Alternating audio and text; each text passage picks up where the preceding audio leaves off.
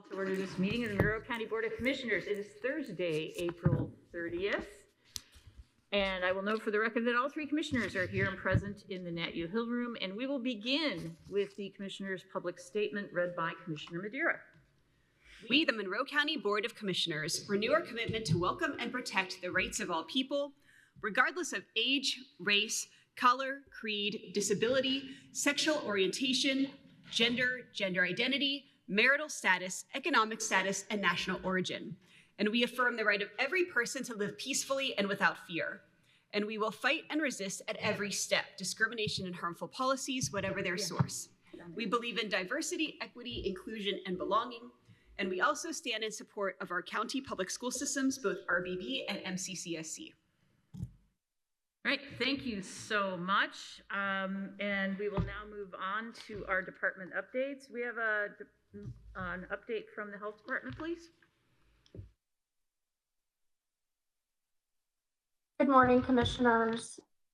According to the Indiana Department of Health and wastewater scan, hospital admissions for COVID illness have decreased and wastewater concentrations remain at low levels.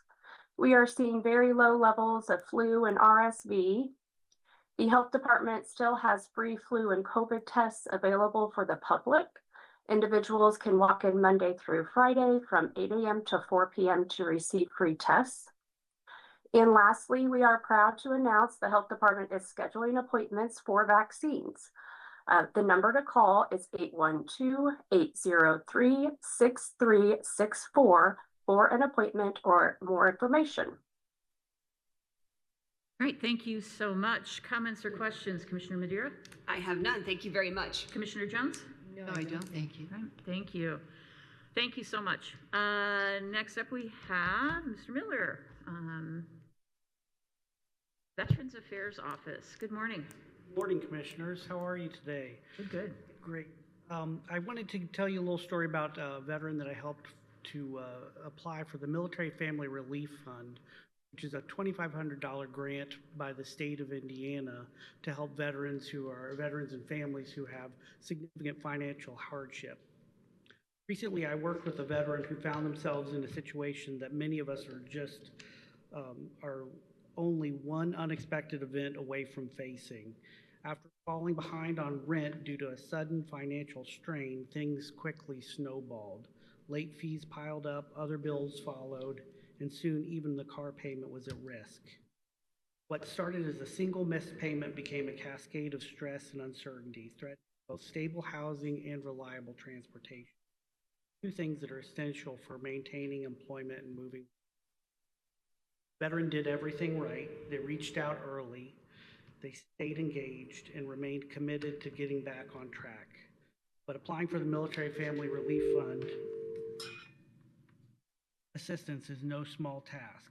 It is one of the most demanding and complicated applications we ask veterans to complete. It requires detailed documentation of income and debt, monthly expenses, and proof of hardship.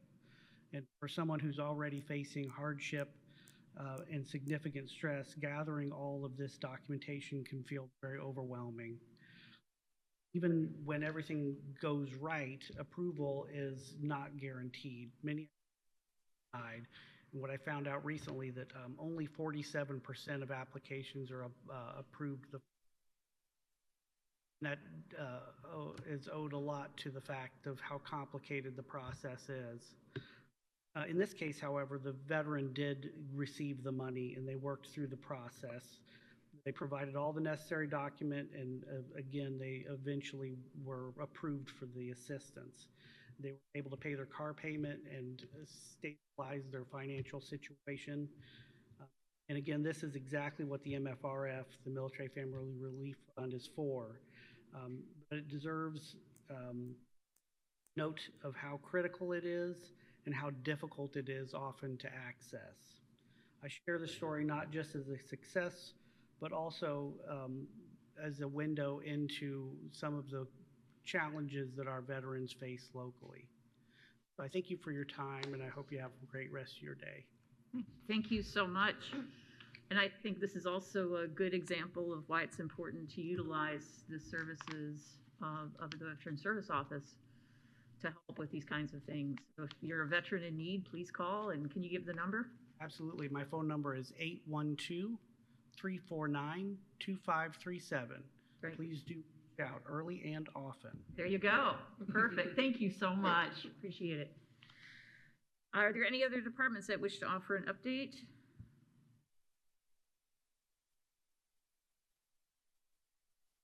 Any on Teams or in the NetU Hill room? All right, with that, we will move on to public comment. Public comment is for items not on the agenda. It is limited to 3 minutes per speaker. You can raise your hand on Teams or come to the podium here in the NetU Hill room.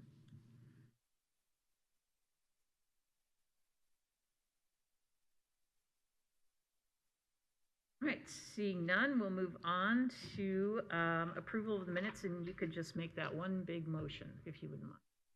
Yes, I would like to approve the Board of Commissioners minutes for April 9th, 2026, the Board of Commissioners minutes for April 23rd, 2026, the Commissioner and Council joint work session, the minutes from the Commissioners and Council joint work session from January 22nd, 2026, and the minutes from the Commissioner and Council joint special work session from February 9th, 2026. Second. All right, we have a motion and we have a second. Any comments, corrections, or edits? No. Excellent.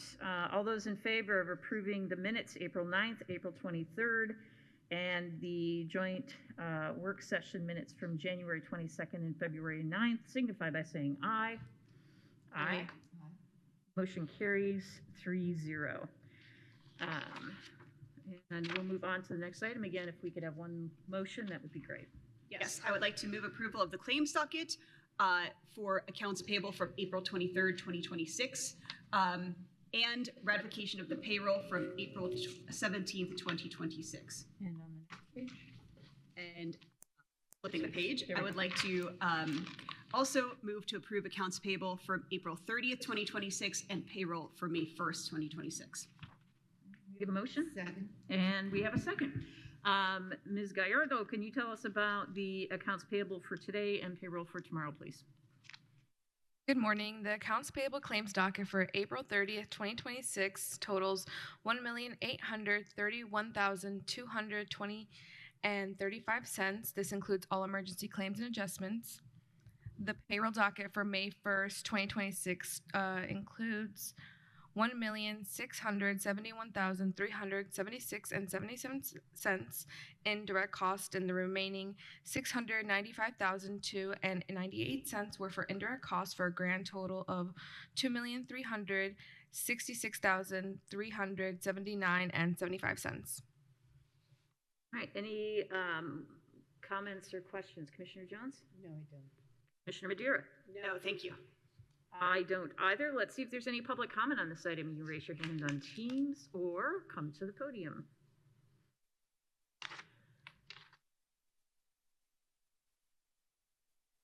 All right, seeing none. All those in favor of ratifying the accounts payable for April 23rd, ratifying the payroll for April 17th, and approving the accounts payable for April 30th, 2026, and payroll for May 1st, 2026, signify by saying aye. Aye. Motion carries 3-0. Thank you so much. I note for the record that we have received reports from the clerk for March 2026, the treasurer for March 2026, and weights and measures for April 2026. And we will now move on to new business, please. I'd like to move approval for the submission for the 2027 5311 5339 grant program and approval of the resolution 2026-13. Second. We have a motion and we have a second. Ms. Myers, we're going to miss you. You're just going to have to come just to give us public comment, just to say hi. Lively, huh? Yeah. Good to see you. Thank you for having me. Very glad to be here after missing a couple weeks. So I was getting a little nervous. This is my last day at Area 10. So I have Amy Garataz, who is my successor in the crowd. So welcome her and say hi. So I'm very glad to have her here and pick this up. So we are here today for the renewal grant for 2027. We've put together the grant application, which will be For the operating portion will be $1,710,450. Of that, the federal portion is $817,789. The state portion will be $311,595, and then the local match, which makes up all of the difference, is $523,594 in the fares, which I'm not going to read. But this does plan for possibly having to cover what was the staff that was going to be covering the urbanized area, just so you know, worst case scenario, thinking about that. And then we have the capital portion that we're going to be putting in for, which is for 4 bus replacements and 1 low-floor minivan. That federal money will be $485,650, but the local match necessary is $85,350. We are, as Area 10, committing to provide that local match on capital, and on the operating, we are hoping to still have your support at the $80,000 level for the Monroe County portion. Service area, and we have commitments from the other communities as well to support that operation. Questions? Excellent. Thank you so much. Comments or questions, Commissioner Madeira? No, this is just really critical, and thanks for all your hard work on it. It's just vital. Rural transit is really one of the lifebloods of our community. This is one of the things every year, and I'm so glad you keep luck with your future. Have some big changes here. Good for you. I am going to say again, thank you for all you've done for our community at Area 10. Such important work, and this is just one part of the bigger puzzle, and this piece is so important. And I mean, managed to get INDOT to pay for the urbanized area transit this year. Any chance that they might do it again next year? We don't know. Okay. I will say, I'm sorry to say I did not get to the open house. Things got ahead of me and behind me, and I couldn't get out there in time. So I apologize for that. And Ms. Garitas, we look forward to working with you, and we hope we can sit down soon and talk all things transit when you're feeling like you have a moment to catch your breath. That would be great. It'll be really wonderful. And again, thank you for everything you've done for this community, and we wish you every happiness in your retirement. Thank you so much. It's been a pleasure working with you, and of course, we serve. Yeah, so. Yeah, important. Thank you. Let's go ahead and see if there's any public comment on this item. You can raise your hand on Teams or come to the podium.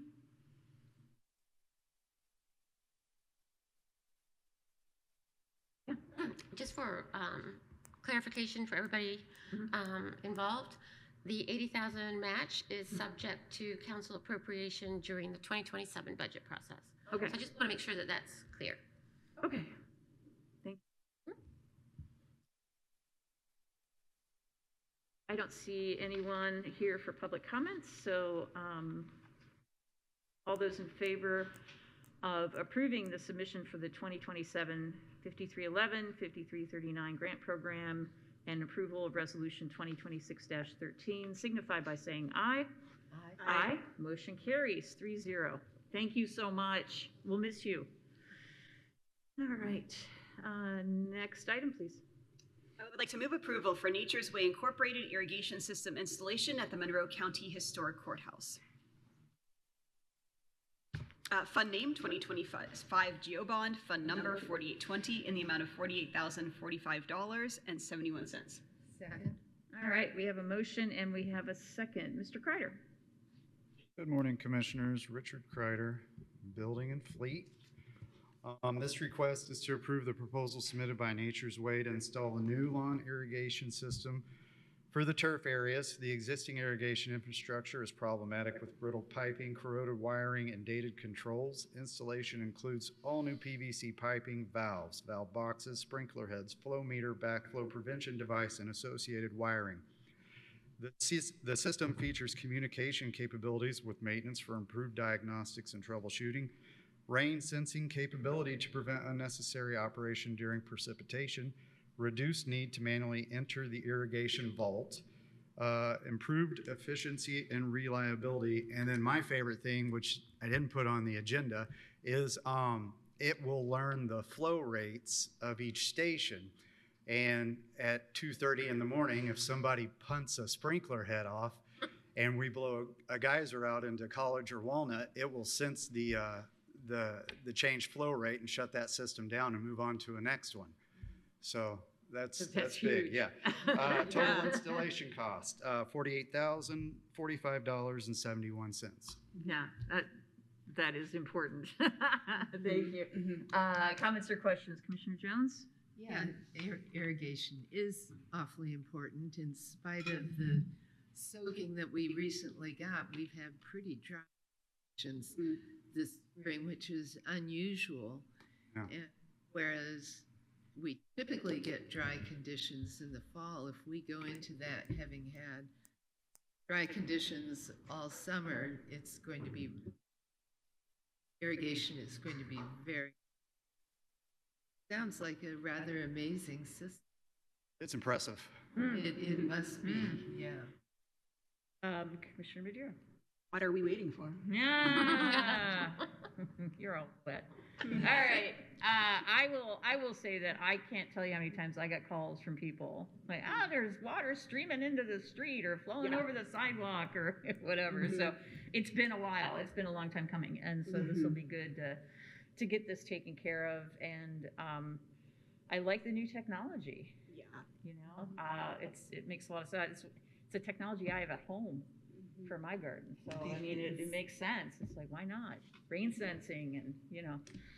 So. This is huge news for the maintenance department. Yeah. So when is this going to be installed? I don't have a start date determined yet. I think they're waiting to see this, and then we'll work on that. You're going to avoid having this done around the 4th of July, and you're going to avoid having, right? Yeah, we had a meeting and discussed all that, and timing's key. Yeah, I mean, we want the lawn to look nice for that day, so if we could be done before or after, before would be great, but it'd be, give it some time to, because obviously they're gonna be digging up part of it. They will, but the machine they use makes a pretty narrow swath. I don't anticipate a ton of damage. Excellent. I appreciate you working on this. This is gonna be really important, so thank you. All right, let's see if there's any public comment on this item. You raise your hand on Teams or come to the podium.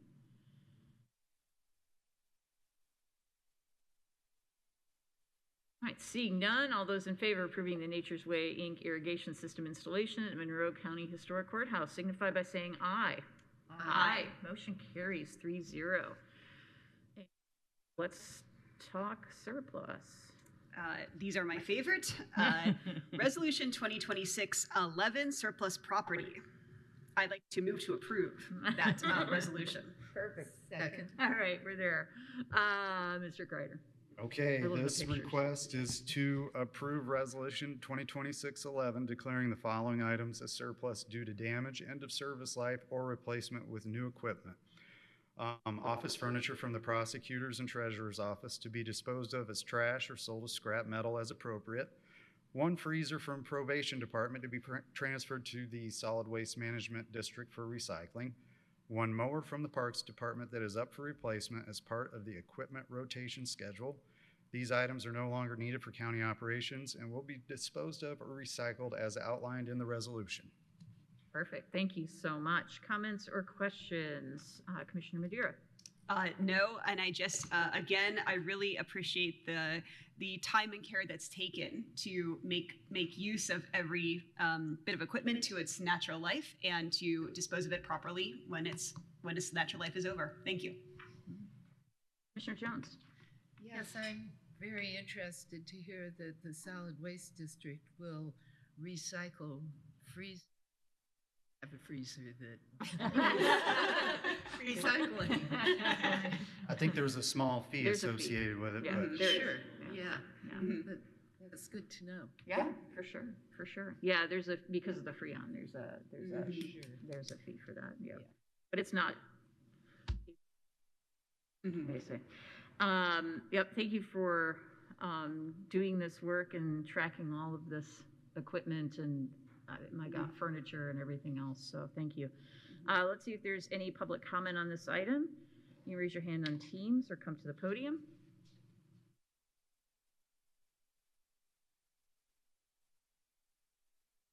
All right, seeing none, all those in favor of approving resolution 2026-11 signify by saying aye. Aye. Motion carries 3-0. Next item, please. Yes, I'd like to move approval for the Cassidy Electric Generator Replacement and Relocation Project for the Highway Garage and the Youth Services Bureau. Fund name 2024 GeoBond, fund number 4819 in the amount of $382,000. Second. We have a motion and we have a second. Mr. Kreider. The highway garage currently operates with an existing generator that does not have the capacity to support the entire facility during a power outage. To improve operational reliability and ensure full building backup power, this project will replace the existing unit with a new, appropriately sized generator. As part of this project, the existing generator will be removed from the highway garage and relocated for reuse at the Youth Services Bureau. This request is to award a contract to Cassidy Electric in the amount of $382,000 for generator replacement and relocation services to include removal of the existing generator at the highway garage, installation of a new generator size to service the entire highway garage building, relocation and installation of the existing generator at the Youth Services Bureau, installation of new transfer switches at both locations, and associated electrical and site work required for full system integration. Thank you so much. Comments or questions? Commissioner Jones? It's great that you're going to be able to relocate. It's always nice when things can be reused somewhere else in the county. Yeah. Commissioner Madeira? No, I really appreciate, again, as Commissioner Jones said, the reuse and repurposing of the generator. And again, you know, this is not captured here at this meeting, but an extensive bid process, and thank you. Electrifying. Yes, generating interest. Yeah. All right, let's see if there's any public comment on this item. You raise your hand on Teams or come to the podium.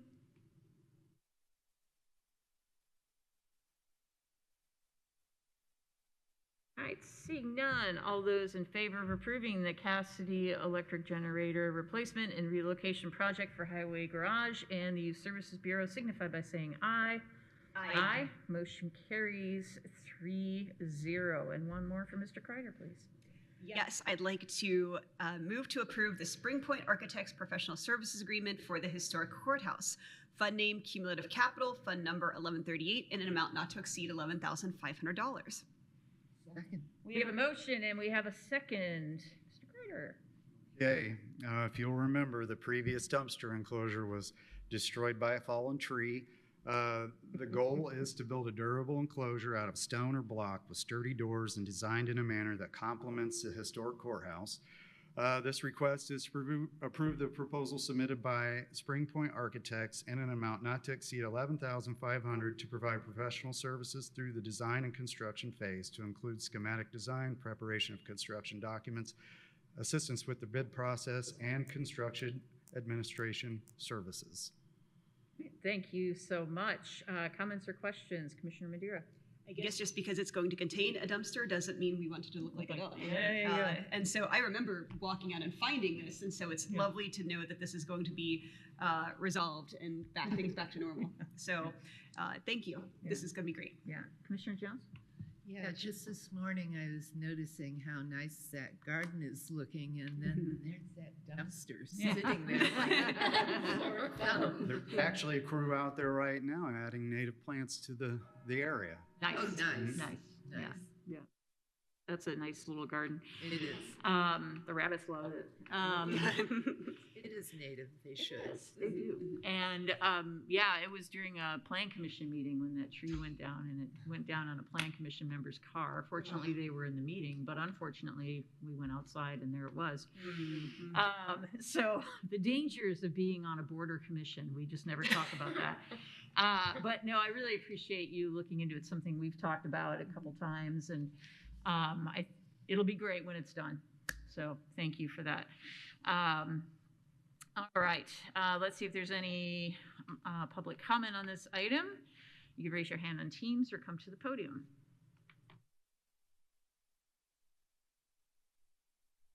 All right, seeing none, all those in favor of approving the Spring Point Architects Professional Services Agreement for the historic courthouse signify by saying aye.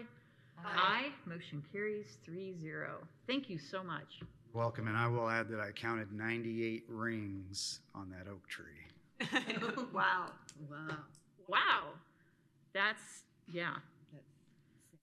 Yeah, it is. Mhm. It is. But remember when we lost that one on the south side? Oh, yeah. That was terrible. wrong. Yes. And they cut it and then all this water just poured out of it because it was, Oh. yeah. It was, Yeah. yeah. Anyway, One's number 2. yeah. Next item, please, sorry. Okay, oh, you're fine. I would like to move approval for She Corp Lumu Defender Software Agreement, Fund Name Cumulative Capital, Fund Number 1138, in the amount of $66,000 for a 3-year term. Second. We have a motion and we have a second. Mr. Brown. Good morning, everyone. In any IT environment, it's always advisable to try to stop threats or malicious activity before they make it to your endpoints, which are your computers and your systems. Currently, we're set up in a good posture where we have endpoint detection, where the threat makes it that far. There's automated processes and everything like that. One thing we don't have is to cover our network. So basically, an intruder can make it into the garage before we know sure they're there. That escalates after hours when we don't have network staff constantly monitoring that. So it's relying on a manual process right now to detect and stop that. Lumu is a company that's been working with the state for about a year now, trying to get a foothold in the state to provide services that give you that network detection layer. It's a 24/7 operation. It's predefined responses that we dictate, so we're the second call. The company would actually, if a threat made it into our network, they'd shut it down and then notify us, which is a big swap from how we do it now. The help desk gets called of an issue, they investigate, then they're reporting it to the network team. So it takes that whole delay out of there. Additionally, one thing that this program will do for us, we did have through MS-ISAC what's called malicious domain blocking, which prevents users from going out inadvertently or intentionally to a bad website that could infect their machine. Unfortunately, with federal cuts, MS-ISAC does not offer that service to us anymore underneath that membership that we had, which we were paying about $3,000 a year to that membership. So this product also puts that layer there as well, give us another coverage of security and keep an additional activity from getting onto our machines. One advantage to this getting on now, like I said, Lumu is trying to get a foothold in the state. We met with them. We've been running their product under a trial for about 90 days now. They did offer this to us at a 50% discount over their normal rate. That's why I went ahead and locked it on a 3-year term to keep a discount as long as we can. Awesome. Great thinking. Thank you. Commissioner Jones, comments or questions? This makes a lot of sense. Thank Commissioner Madeira. So the normal cost for their product is going to be about over $130,000. Yes, Wow. exactly. Security is expensive these days, but Yes. it's far less expensive than a breach. I was gonna say, absolutely. I'd say As next we to know. payroll, IT is probably one of your biggest overheads for any, whether it's government or whether it's private business, and that's the unfortunate part of it, and it only gets more expensive. Yeah, we're all in the wrong business. I'm just saying. It would be great if they could give us more than 3 years at this price, seeing as what's going on. But I appreciate that you found the bargain and signed us up, and it sounds like a good plan, and we appreciate the technical services infrastructure. So important. Let's see if there's any public comment on this item. You raise your hand on Teams or come to the podium.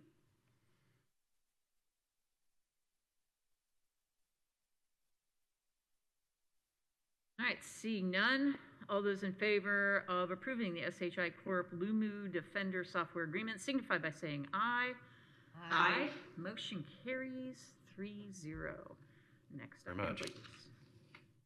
Move approval for Smithville Internet Agreement for Highway Garage and Health Services, Fund Name County General, Fund Number 1000, in the amount of $99,840. We have a motion and we have a second. Monroe, please. It was noted just recently that our contract with Smithville for internet services to these locations actually expired in November, so we were operating outside of contract. Smithville did not charge us a standard rate. They kept us on the contracted price even though that had expired, so we'd worked with them on that. One thing it's important to note, because it says fiber agreements for Highway Garage and the Health Services building, this is not just service to those locations. In the instance of the Highway Garage, you're supporting the Highway Garage, the Emergency Management Building, the Sheriff's Reserve Building. So these are for all our locations. That's just the main truncate point that it comes in at. During this process, it was noticed that we had what was determined as an unnecessary redundancy in the system. So this new agreement is a reduction. We were previously paying $2,800 a month for services to these locations, and that's now reducing that to $1,664. So we're actually seeing a $1,200 a month savings going on to that. Excellent. Thank you so much. Comments or questions? Commissioner Madeira? I have none. This sounds wonderful, actually. And again, we know that this kind of access is expensive. We know that Smithville is a wonderful provider, and so we thank them for their continued partnership with the county. Commissioner Jones? No, I haven't. And I appreciate it's a local company, you know. I think that makes a difference, and I think it's great that we can support them and they can support us. All right, let's see if there's any public comment on this item, and thank you for saving us money. We hear the refrain again and again. Thank you again. Any public comment? All those in favor of approving the Smithville Internet Agreement for the Highway Garage and Health Services signify by saying aye. Aye. Motion carries 3-0. Thank you so much. Next item, please. I would like to move approval for the Monroe County Parks and Monroe County Fair Board Memorandum of Understanding. Second. We have a motion and we have a second. Ms. Whitmer. Hello, this is a wonderful MOU. It's actually an updated from one that we had previously, and it doesn't require us to do anything. It doesn't require the Fair Board to do anything, just to be great neighbors and to come to each other's need when need be. So I think the Fair Board has been wonderful working with us on this project. Thank you. Comments or questions? Commissioner Jones? No, I don't. I'm glad that you're cooperate with them. Commissioner Madeira? Nope, it's great when neighbors get along. Just fair. All right. Any public comment on this item? You raise your hand on Teams or come to the podium.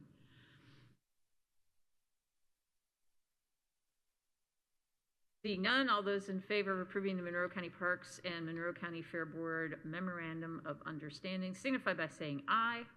Aye. Motion carries 3-0. Next item. I would like to move approval for the Halderman Farm Management Agreement for the farming lease on the Monroe County Nature Preserve. Fund names County General, Food and Beverage and Parks Non-Reverting, fund numbers 1000, 4932, 1178, 1179, and 4113 in an amount not to exceed $1,200. Second. We have a motion and we have a second. Ms. Whitmer. Yes, the Halderman family, or the Halderman Farm Management, is going to manage about 100 acres on the Monroe County Nature Preserve. It's a continuation of the farming lease per court order, and other than that, we've changed the calendar year, and this will be the last year for farming for harvest. Thank you so much. Comments or questions? Commissioner Madeira? None. Jones? Yeah, I was interested in the plan to soybeans not for harvest or. Oh, that's next. Next item. Oh, okay. I'm sorry. I'm sorry. More exciting with that one. We'll wait on that. Okay. It did all run together. It does. It does. Yeah, for sure. No, I think this is excellent. This is, you came and talked to us about this at a work session several weeks ago. I don't, Probably. dates, I just have a hard time remembering dates now because time is slipping by. And that this is one good way to keep the property in good stead with trust and get us in a better position to manage parts of it for the public's enjoyment in the Correct. near There's a lot future. of benefits to this. One, well, we get half the profits. And two, it keeps invasive species away on those 100 acres. So win-win. Yeah, Yeah, for sure. absolutely. Excellent. All right. Let's see if there's any public comment on this. You raise your hand on Teams or come to the podium.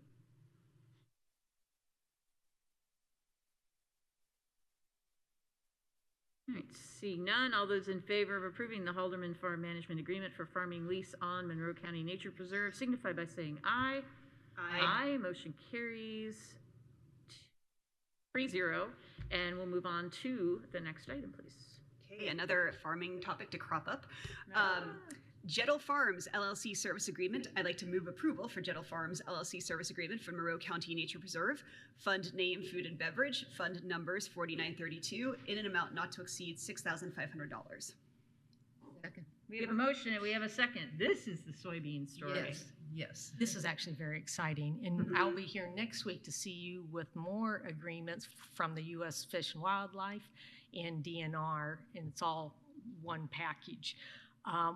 We are going to concentrate on the southern part of the nature preserve, and we're going to take X amount of acres out on the southern part, not for harvest, but we're going to still need to put soybeans in there so we can prepare that for trees in grassland prairies.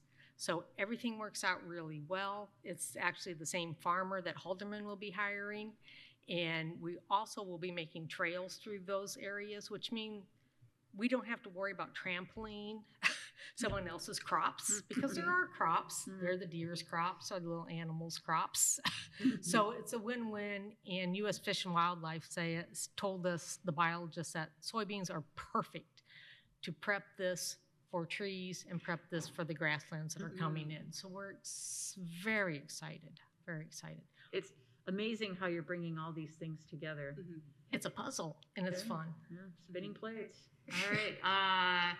Comments or questions, Commissioner Jones? Well, I already kind of made my comment, but this really is a good idea. The soy are going to be one of the best things to use for it, and the number of ways that it'll help out are rather.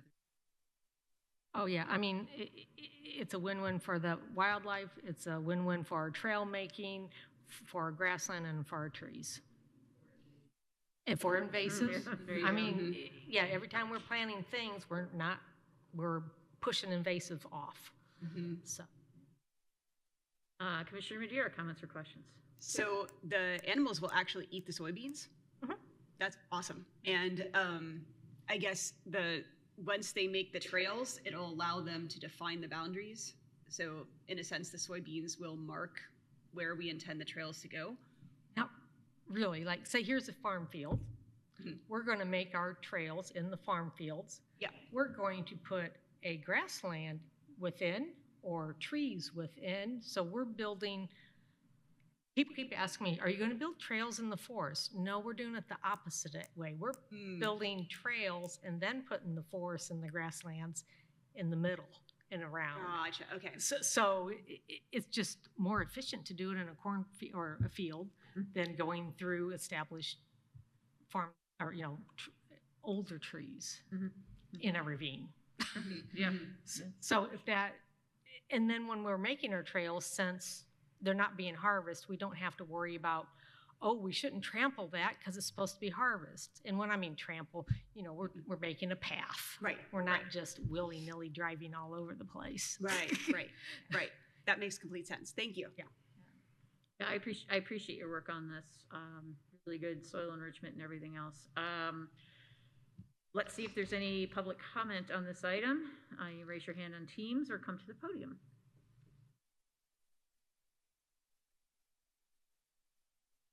Seeing none, all those in favor of approving the Jet L Farms LLC service agreement for Monroe County Nature Preserve signify by saying aye. Aye. Motion carries 3-0. Thank you so much. I'll Yes. see you next week with more details on the grasslands and the trees. It'll be even more exciting. Perfect. Thank you. Excellent. All right, next item, please. Yes, I'd like to move to approve ordinance 2026-13 to amend the Monroe County Code, Chapter 287, Election Administration. Fund name election, fund number 1215. Second. All right, we have a motion and we have a second. Ms. Turner King, good morning. Good morning. What's before you is an ordinance that amends the Election Administration Code in the Monroe County Code. Pursuant to Indiana Code, the commissioners set some of the compensation for absentee board workers, and the council sets some. And for two particular groups, the counters and the couriers, that their compensation is set by the commissioners. So what the amendment does is to provide counters and couriers who do work on election day sometimes the same meal allowance that the precinct election workers get. And I've copied the exact same language in the code that is there for the precinct election workers. So it sets a not to exceed amount and then delegates the authority to the election board to set the exact amount. All right, comments or questions? Commissioner Madeira? No, I think this is good because these individuals also should have those types of benefits, and that leaves the purview within the people who should exercise that purview. Thank you. Yeah, that's just a good idea. Thank you. Yeah, I fully support this. This was approved by the county council on The county council approved their set of absentee workers. So oh, okay. It's a different set, but it's the same concept. That was what I got confused about. Okay, perfect. Thank you so much. All right. Let's see if there's any public comment on this item. You raise your hand on Teams or come to the podium.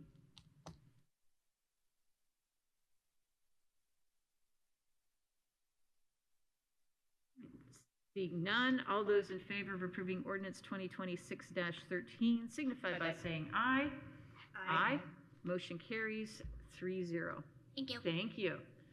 All right, next item, please. I would like to move approval for Sound Management LLC for digital and radio advertisements for the 2026 election cycles. Fund name election, fund number 1215 in the amount of $6,003. Second. We have a motion and we have a second. Clerk Brown, thank you for joining. I don't know how you got away. Barely, just barely. They let you dig out with a spoon. A little bit. Oh my gosh. Well, welcome. We won't keep you. Thank you. I appreciate that.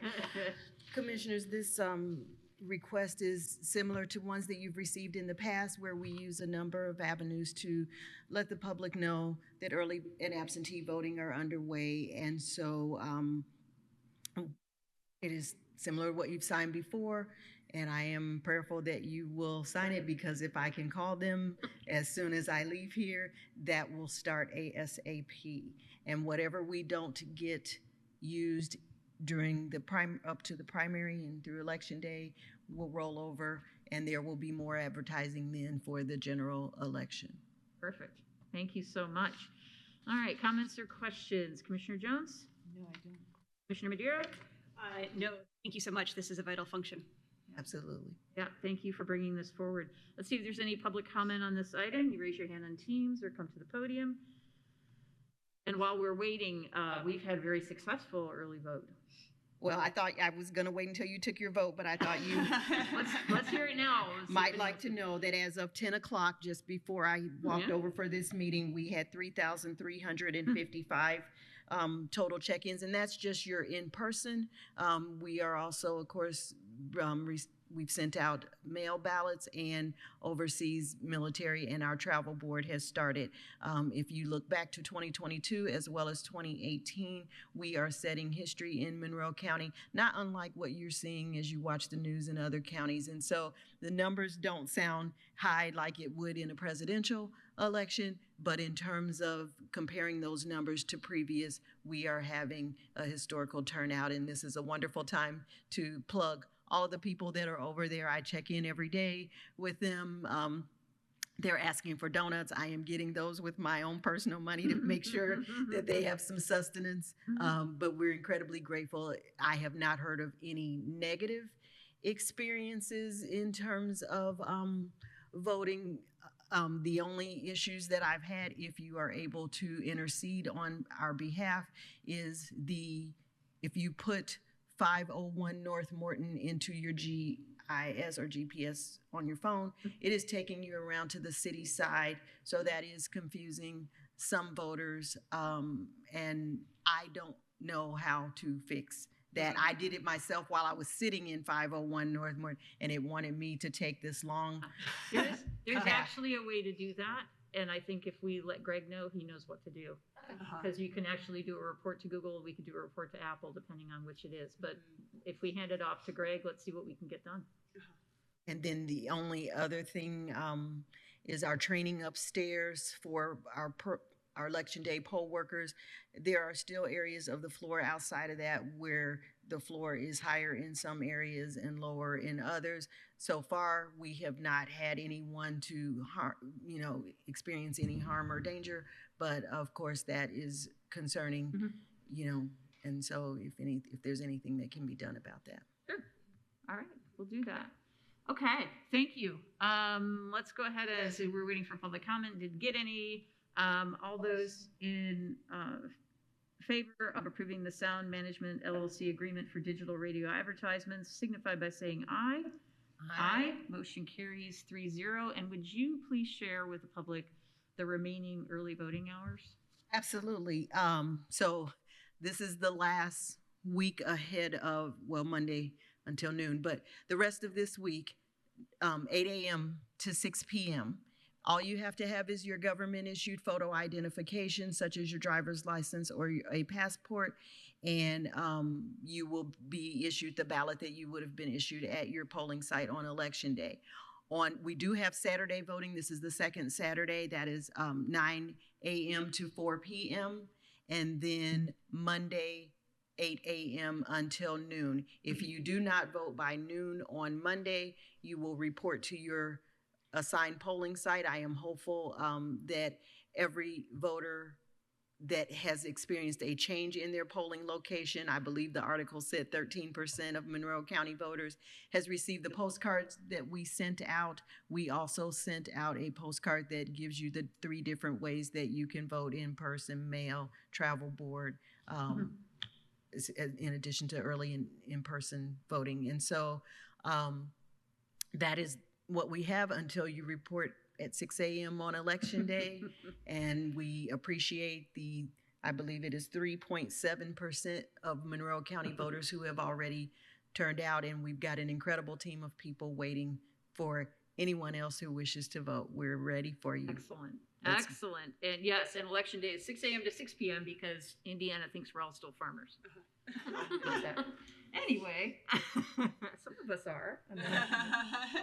Works for me. Yeah, works for you. All right.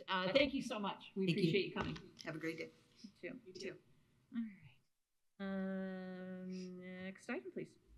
I would like to move to approve ratification of authorization to execute documents to participate in the 6 remnant defendants opioid settlement, fund name opioid settlement, in the amount of percentage of payment.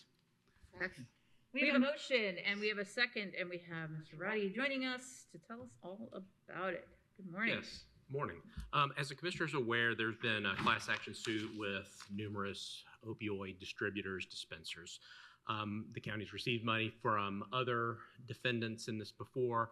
There's since been a new settlement with what's called 6 remnant defendants. They're listed below. We have to opt in by May 4th, which is Monday. Mr. Cockrell was actually the one who is the authorized signator, so he was the one that signed this agreement. It has been submitted to the attorneys we have on retainer to submit this then to the settlement class. So we're here today just for ratification of that, to opt in. Okay, thank you so much. So comments or questions, Commissioner Madeira? I have none. This is one of those things that we just have to get done. It's incredibly important, and moving forward. Commissioner Jones? No, I have no question.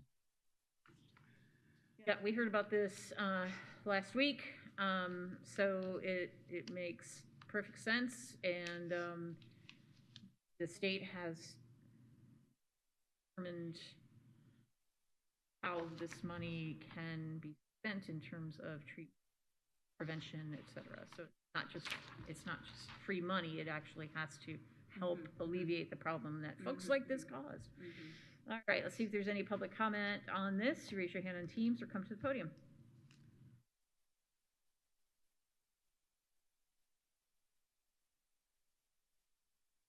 Seeing none, all those in favor of ratifying the authorization to execute documents to participate in the 6th Remnant Defendants Opioid Settlement signify by saying aye.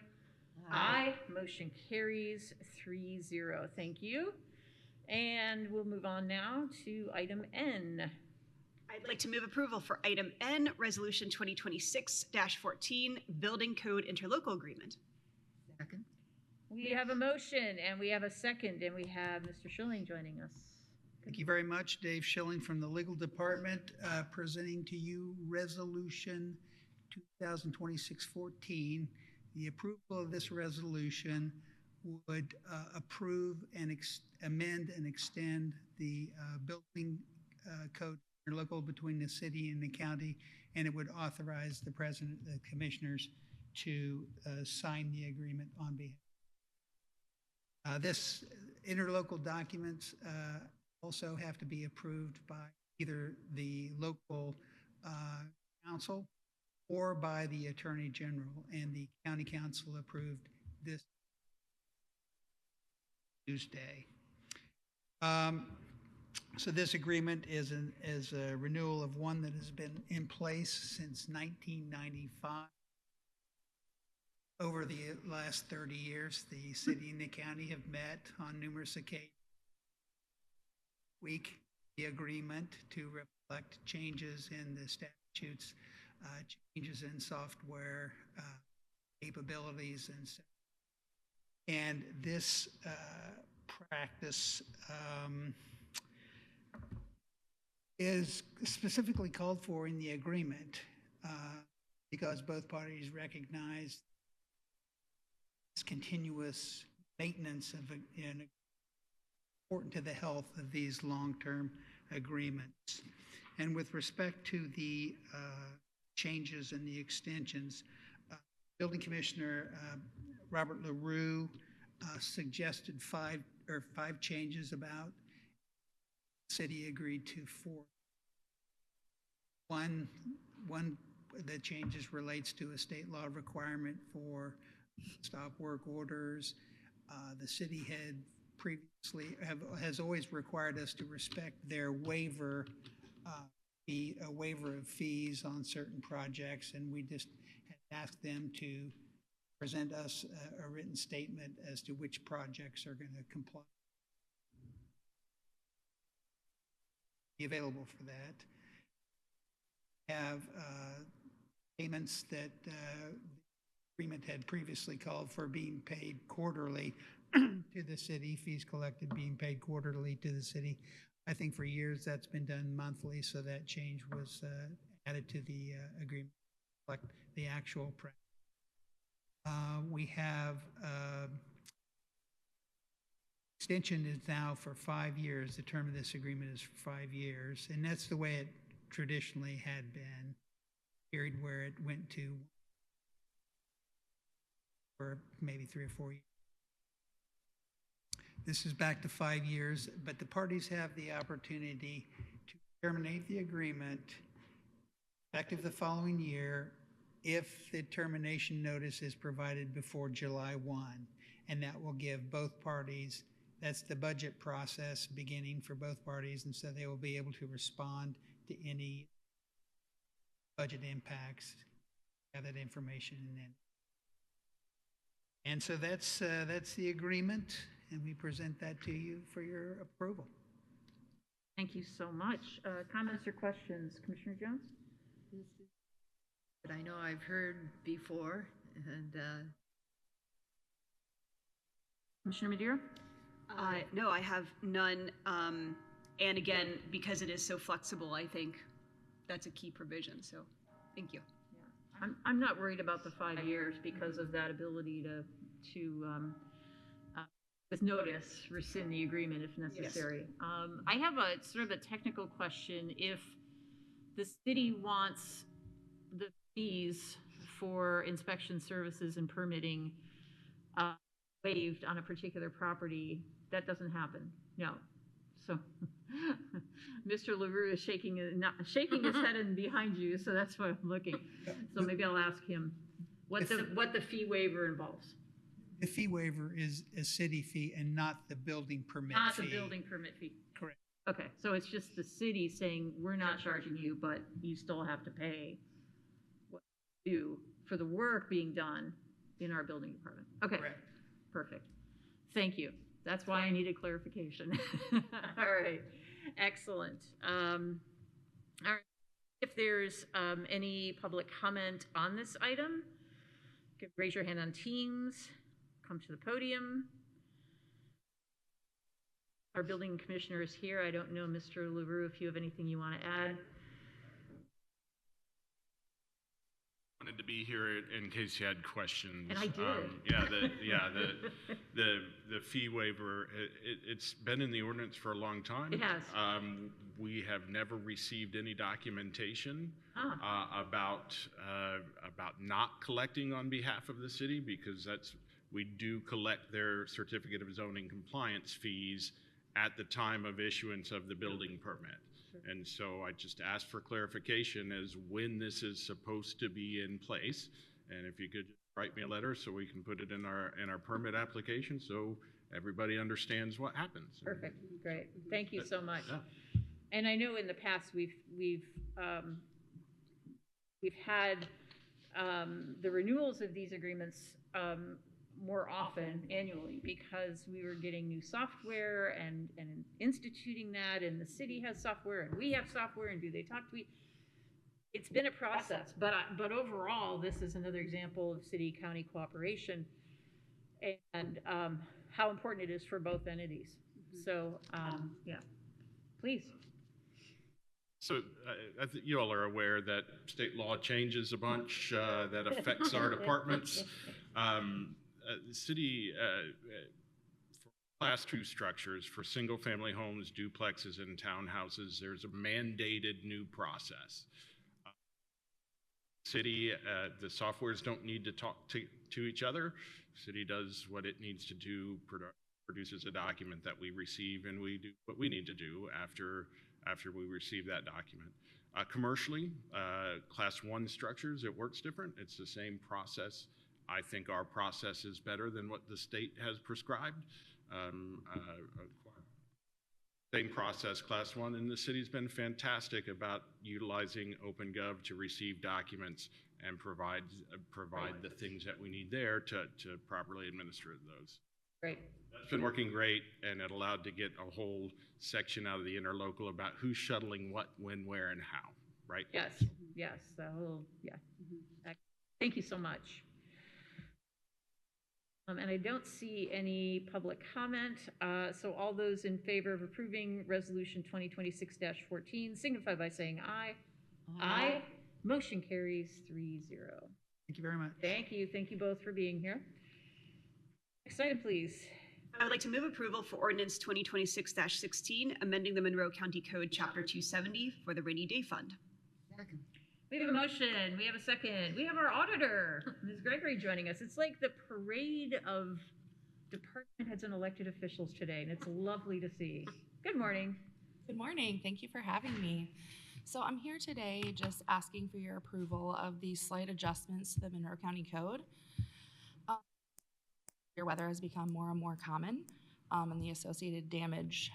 We are trying to bridge the gap between insurance reimbursements and being able to expend and pay for services immediately. So here we come with the Rainy Day Fund to be put to that use. And the two very minimal updates just allow for the money received from reimbursements to go back into the fund where the expenses originated, which will be Rainy Day in this case, of course. And then it also just provides a little direction for how departments access this funding, which would be through the county council. Thank you so much. Comments or questions? Commissioner Madeira? No, this makes perfect sense. And again, the airport insurance has proven to be, I think, more expensive than anyone figured as well. And so, you know, when we have these unexpected costs, I think it's very important to be flexible in how we pay for them. So, thank you. Yeah, this makes sense because we are getting large reimbursements from the insurance company, Yes. and the cost of those repairs is huge. It really is big, and I'm grateful that it's being taken care of. Yes. Mr. Laverty is managing that part of it, and this will help ensure that Yes. we are spending the money out, but then getting our reimbursement back in, and we're not actually touching the rainy day fund in the long term, just short term. Yeah. And after all, it is called the rainy day fund. It is, yeah, and it didn't say tornado day fund. I think we need a new tornado day fund. No, unfortunately, we do. All right. But what goes out then must come in. Yes, yes, for sure. All right, let's see if there's any public comment on this item. You can raise your hand on Teams or come to the podium.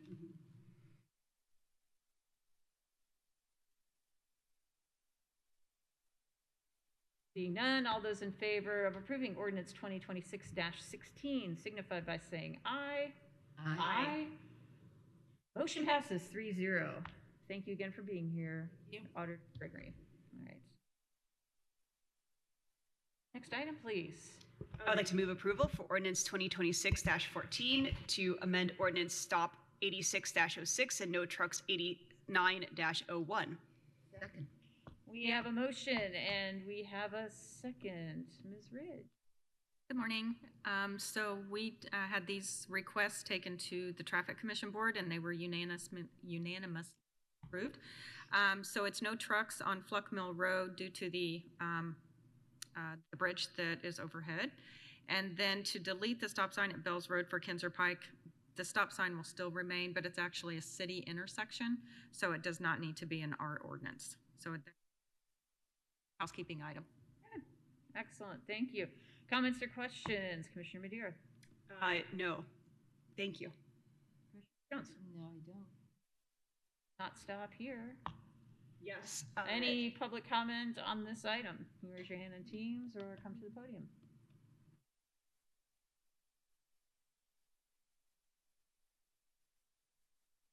Seeing none, all those in favor of approving ordinance 2026-14 signify by saying aye.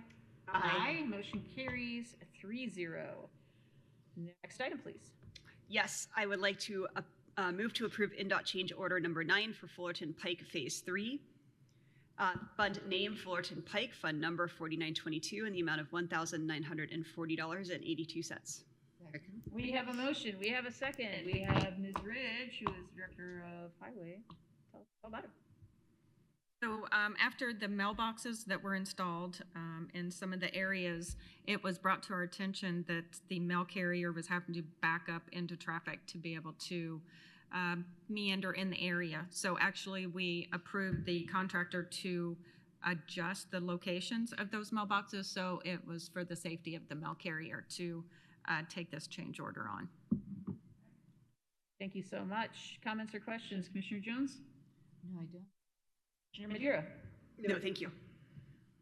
Right. I don't have any either. I think it's a smart move. It's a safety issue for everyone. Let's see if there's any public comment on this item. You raise your hand on Teams or come to the podium. West Postal Service would be given priority. But all right. All those in favor of approving the NDOT change order number 9 for Fullerton Pike Phase 3 signify by saying aye. Aye. Motion carries 3-0. Next item, please. In our last Connect the NDOTs item today, I'd like to move to approve NDOT change order number 5 for Vernal Pike Sunrise Greetings Road Bridge Project. Fund name Westside TIF, fund number 4920 in the amount of $10,672.26. Second. We have a motion. We have a second. Ms. Ridge? This change order was due to making some adjustments to the railing for the current specifications as they are when it was constructed. So that was the need for this change order on the project. Thank you so much. Comments or questions? Commissioner Madeira? No. Commissioner Jones? No, I don't. I thought those railings were pretty tall, but go out there and they look tall. They do look tall. Just tall, but they're still too short. All right, let's see if there's any public comment on this item. You raise your hand in Teams or come to the podium. All right, seeing none, all those in favor of approving NDOT change order number 5 for Vernal Pike Sunrise Greetings Road Bridge Project, signify by saying aye. Aye. Motion carries 3-0. I think we're at a good point where we can take a quick break here. Just a short recess. Let's say we'll be back 11, let's say 11:25. Is that good? 11:25? All right, so we are going to be in recess until 11:25. Thank you, everyone. We are in recess. I'm going to call us back to order. Yes? Good? Yes. Excellent. We will move on to item S, please. Yes, I would like to move approval for the purchase agreement for the Justice Complex in North Park. Fund edit, ban and edit. Fund numbers 4816 and 1112 in the amount of $11,375,000. Second. All right, we have a motion and a second. Where do we want to start with this? Mr. Roddy, do you want to start, or? I can. Okay. This is a purchase agreement for North Park. This is similar in substance to the one that was presented before the commissioners, I believe it was last year. The only major changes that have occurred, and Ms. Purdy can correct me if I'm wrong, but obviously the operative dates for closing and things of that, as well as some due diligence periods have changed. There's a small change with regard to what is referred to dirt on the property. And then also we are, under the new terms of the contract, allowed to build just a jail, not a complete complex, although we could eventually build it. I will note that the purchase price has remained unchanged. Mm-hmm. Yeah, because it was based on appraisals. That's And they're not- still active. In other words, the appraisals are still good because it's been within a certain time period. Okay. Thank you. Ms. Purdy, you want to add anything? No. Okay. You got it all right? All right. So, yes, so this does not require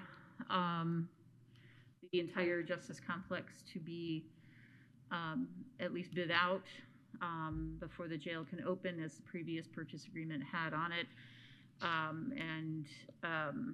We appreciate the seller's flexibility and kind of open it up to see what my colleagues want to add here. Do you want to reference the amended private settlement agreement that has kind of brought us here? Yes. We can certainly have that discussion, because we do have a timeline that have occurred, and so December 2025, Mr. Falk agreed to a private settlement agreement to extend our deadline for getting something done or started to April 15th. And then we had joint meetings with the council, county council, in January and February, which the minutes were just on today's agenda, which is weird, to continue discussions about that project with that April deadline in mind. There was general agreement that indeed the current facility is unconstitutional, and no, it cannot be renovated yet. Somehow all of these things have come back the light again, and that's mystifying. And talk stalled on questions of multi-floor, single floor, etc. The council then passed a resolution, and I don't remember the date, but it was a resolution that set April 7th as their own internal deadline to complete site selection and identify funding. Well, in a sense, that resolution itself identified funding because it shows existing revenue captured plus future revenue will exceed $170 million, which is more than we think ballpark-wise a new jail-only facility will cost. So in a way, they already did address that. That's my understanding, that's why they asked for it to be attached to. Yeah. But it did say that April 7th, site selection and funding identified. Well, funding's been identified. But here was that date, and it came and went, and we had executive sessions, and they missed their deadline. Meetings with Mr. Falk, yes, we had meetings with Mr. Falk, a couple of them. And in one of those meetings, a council member said, could we get 30 more days? Sheriff didn't ask, we didn't ask, I didn't ask, I was the only one there. By state statute, by state law, I was the only one who could be there.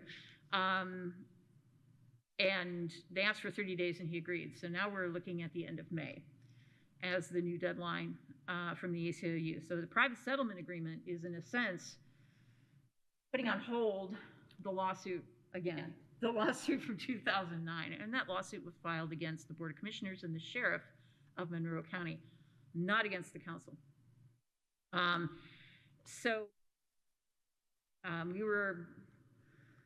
The council had already missed their April 7th deadline, and we were on the verge of, as a county, missing the April 15th deadline. And I, for one, and I think my colleagues would probably agree, am grateful, and I feel like we're lucky and fortunate that Mr. Falk agreed to extend the deadline because nothing was happening.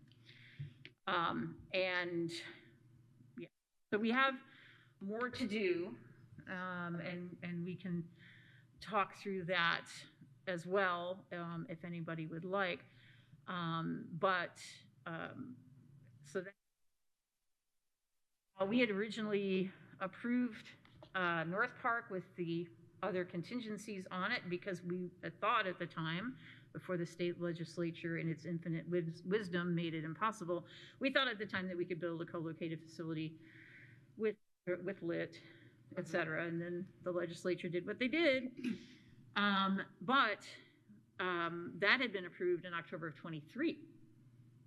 No, 24 by the council. And in that process, after October 24, DLZ continued to work. They'd already done the programmatic questions, how much space does each department need, what do they need it for, et cetera. But it was really time to put that design together. Scott Carnegie from DLZ is here today if my colleagues have questions. But then there was that process of reducing the budget because we came in over the 225 benchmark that we had said we wanted to stay under. And when that happened, we got back to the drawing board with every unhappy department in county government because everything had to be cut. And cuts were made, and we were back down to 225. And all of this work was done, over $4 million worth of design work, based on the fact that nobody in the council said, nope, we don't want North Park. We went based on their previous vote saying, yes, let's move forward with this purchase agreement. How are we to know they changed their minds? So when the vote came last October that said, nope, we're not interested in North Park, no reasons. They keep saying they've said, but they haven't. And that's why we're where we are. We are, as we've looked at this whole process, we have had to look at all these different priorities. Sunk costs, part of it, but most of it having to do with single floor, location, room to expand, the courts if needed, et cetera. transit, where it fits in the community, listening to the residents. We've gone out and had meetings with residents at 3 of the locations as we went further into the study process for those locations, and those years ago. But time was always there as an issue, like how quickly can we get this done? But given the ACLU lawsuit, time is now the priority, right? It's jumped way up because a building will take a certain amount of time to build no matter what. But the problem is all these other lots and sites and things don't meet the requirements of time. There is no possible way to meet the ACLU's deadline. And based on what the community could see in Mr. Falk's interview in the Herald Times, and I can attest to his mood at these meetings, he's done playing around. We're not in a position to go back to him and say, oh, can we get another 30 days? I don't think he's going to accept it personally. And I think he made that very clear in the interview. So I don't feel like I'm telling secrets out of school here. But that's why we're in the position we're in. And no site is perfect. If somebody is looking for the perfect site, they will do what has been done. They will dither and dither and dither, paralysis by analysis, and nothing will get done. Meanwhile, we have inmates who do not receive constitutional care in our facility. And to me, that's part of that time priority. And it needs to be brought back up to the top again as well. But I would like to hear from my colleagues on this because we do have a lot to say. A lot of things have been said without us there, and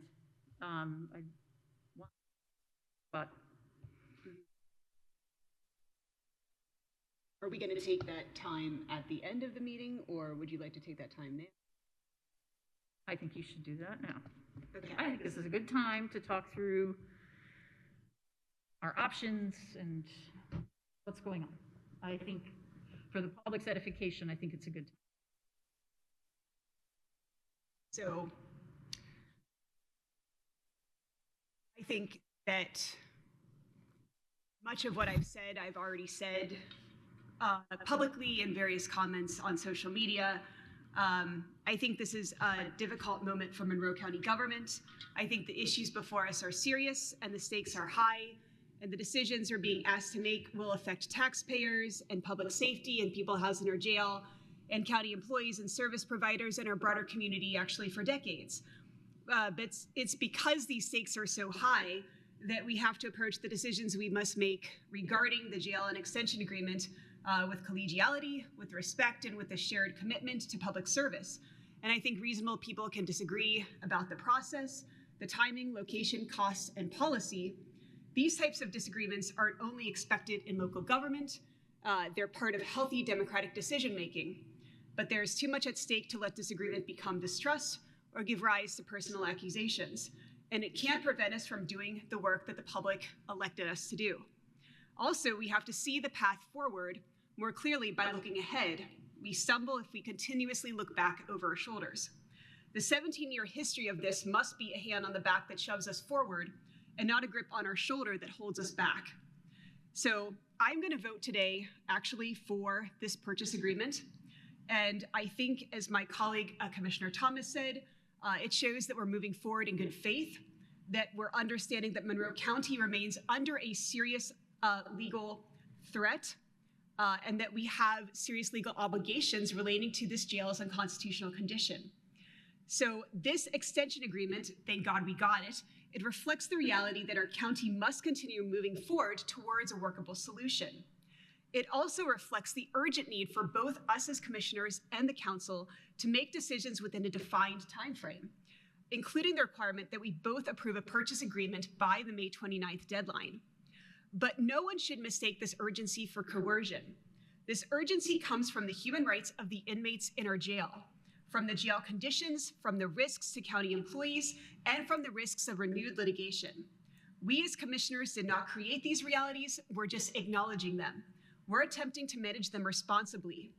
Our mutual goal is to work together to avoid a lawsuit if that can be done reasonably and responsibly. Litigation won't build a jail, and it won't improve conditions for the people incarcerated in the county. It won't expand programming, treatment, reentry services, or transportation. It won't save taxpayer money. Instead, it would consume taxpayer dollars and other public resources that could otherwise go towards these ends. It will increase uncertainty and will place critical decisions in a judge's hands rather than the county's.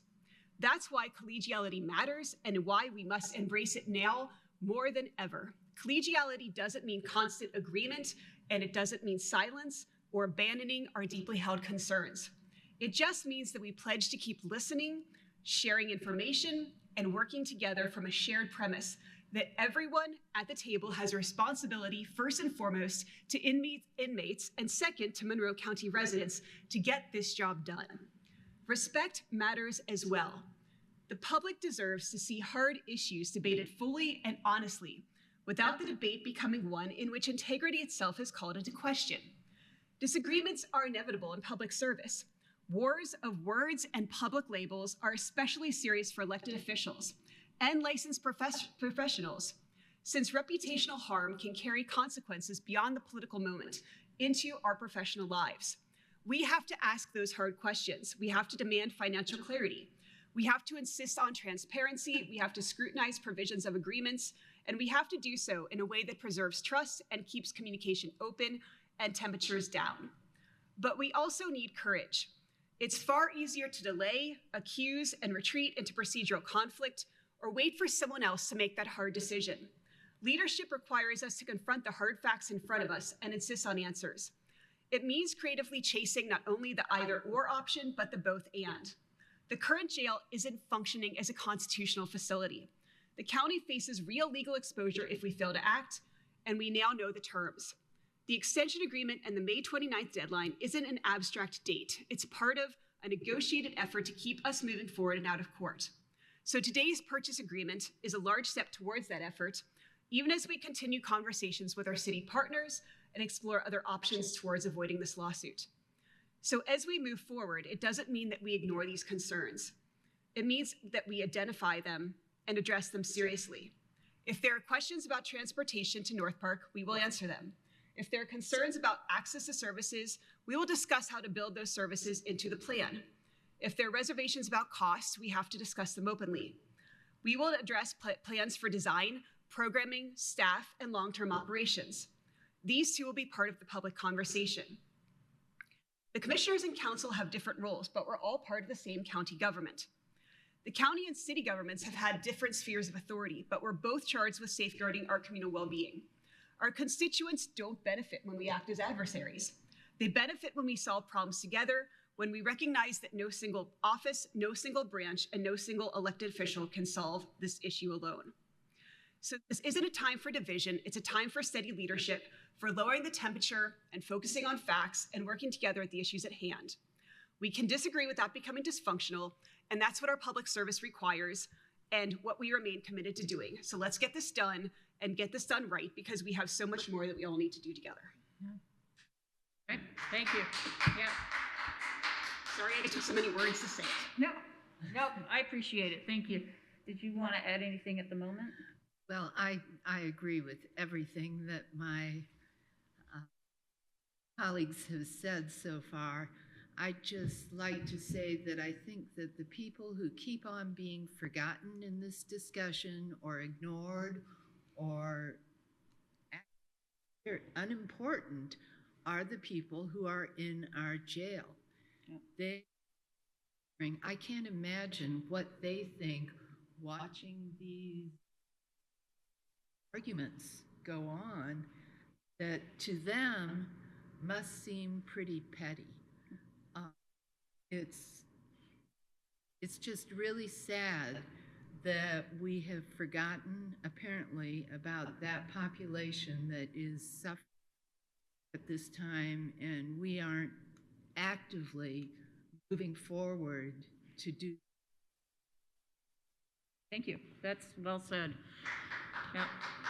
I would add here a couple of things too, because we've been hearing a lot. One of the things that we've heard is that members of the council have stated that the parameters of the private settlement agreement was established without their input. Yes, that is true. Why? Because they are not party to the lawsuit. It was up to us to work with the sheriff to agree to the private settlement agreement. Yet it was a county council member who had asked for that 30-day, it turned out to be about 45 days, but that 30-day extension. And again, thank goodness we got that. I think it's been very clear. He says, you know, he's done playing games, this is it. But to use terminology like lies and coercion, I think is a real disservice to the process, and it doesn't fit. It sets a terrible example for our community. It does nothing to address, as Commissioner Jones pointed out, the lack of constitutional care in her jail. It just undermines our government processes. And we have systemic issues that have to be addressed, and I think, you know, it's become clear that these issues need to be addressed. Our staff has been disrespected, and I appreciate what Commissioner Madeira said. If a staff member says to a group of elected officials, we spoke with X and received information Y, that statement should be taken on good faith. Automatically doubting it, interrogating it, demanding proof, damages morale of Monroe County employees who are dedicated and work so hard every day for this community. It also undermines claims of collaboration. Sowing distrust is destructive, and there is no place for it. We have expected as well. This is not a competition or a rivalry. We will not always agree, and we shouldn't, but we should speak with one another rather than speaking about someone else. Yet here I am speaking about someone else. But I feel like the time has passed. I have let this go on long enough. And I will not let it go on anymore. And I will call it out as I see it. There were even some things mentioned Tuesday by council members that suggested an assumption that we as a board are not to be trusted. You know, there's no place for this. What benefit does this bring? This malignancy of disrespect has infected the public discourse in public media, social media, public meetings, and, you know, social media, get behind a keyboard, you're anonymous, you can say whatever you want, it doesn't have to be true, and most times it's not. The people of Monroe County need to know that we are more interested in solving the problem than scoring political points. So I join my colleagues in asking our colleagues on the county council to lower the temperature here. Let's focus on the project. We've tried to. Now I've had to point this out at a public meeting, and I will do it at every opportunity hereafter, because our staff deserves that. So here's the thing. I appreciate that the city is interested in this project. They've got a lot on their plate. You know, we just kind of, they've got to figure out the convention center hotel. They've got Hopewell. I don't know what's going on with that. You know, they've got a lot going on. Great, thank you for your interest. But here's the thing. There were things said at the meeting last week at the city council that need to be addressed, because something gets said just flippantly off the cuff to build a little fear or to get people excited or ginned up for something. And it turns out to not be true. It takes so long to dispel that. So I'd like to take a shot at dispelling some of the things that we heard, and I invite my colleagues to chime in if they heard something I didn't, because there was a lot that was said. At one point, a city council member claimed that this project, co-located project, was going to cost each resident in Monroe County $5,000. Well, even with a low ballpark census number, that's $800 million. No, we are not talking about $5,000 per person. There are questions about the facility size. Well, if you build it big, you'll fill it. There is a functional bed space with a 400-bed facility, and that's about 323 beds. It allows the jail staff to separate out felon misdemeanors, to acknowledge gender identity, it allows them that ability that they don't have now, the way they should. And this number came out of multiple studies conducted by this county as the number that we should aim for, and ACLU has accepted that number. Now, Vigo County, just a few years ago, we went to Vigo County with DLZ and some of their staff to look at their jail. It was almost ready to open. And I heard a little murmuring from somebody who was on the tour from Vigo County who said something along the lines of, well, the county council cut the budget. And I didn't think much of it, because I'd heard that every single jail we toured, we heard that, right? We heard that in Arizona, we heard that in Kentucky, we heard that everywhere.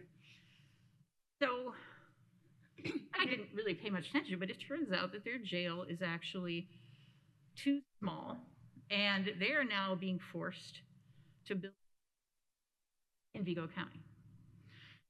So there is a danger in building it too small, and not something I think any of us feels like doing. Again, we cannot renovate the current site.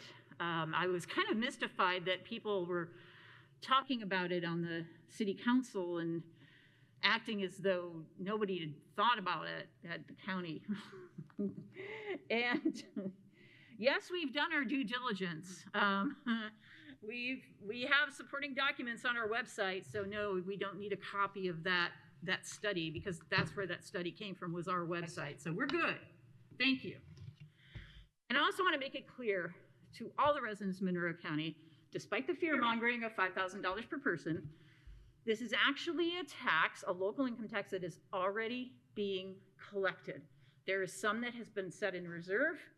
The city council, by the way, is the one who passed this tax increase in 2022. Thank you, city council. So yes, thank you for your help. We appreciate it. And that income tax money has been collected, set aside. That plus future tax revenues will pay for a new jail. I can say for me, and I don't know how my colleagues feel, but obviously with the way the legislature is and the way they're changing all of the tax structures, after 2029, when everything switches over and the sky opens up, or the earth opens up, I'm not sure which, I want us to talk about co-location, because to me, I know this is Mr. Falk's interest and our sheriff's interest. It's in our interest to get this jail done to provide constitutional care. But long term, there's a huge cost to keeping two buildings going when you really only need one. I would like us to pursue co-location at the appropriate time and finish this project the way it should be. That's another battle for another day. But just to be clear to everyone, this is not a new tax. This is a tax that's already being collected, and it will cover the cost of building a jail facility and purchasing the property. So to my city friends, thank you for your interest. Here's what we need your help with. We do need to provide transit. Now, we're already providing transit thanks to rural transit as a shadow service to the urbanized areas outside of Monroe County. We're already doing that. And the council supported it. Thank you, council, county council. And great, we're already doing that. We can figure out a way to make a route to go anywhere in the county, including North Park. It can be done. If BT wants to help us, Bloomington Transit, great, let's talk about it. That's something the city can help us with. The other thing the city can help us with, and my colleague, Commissioner Madeira, can speak to this more directly, is with opioid funding. We just heard today about more funds coming our way. We have this pile of opioid funding. It's limited in how it can be spent. Why can't the county and the city get together, share the money, and provide substance use disorder treatment, inpatient, outpatient, mental health treatment? Why can't we use the money for that? That would be a help to Monroe County government. That would be a help to every resident of this county. Every resident. And it would help keep our incarceration rate down. Great.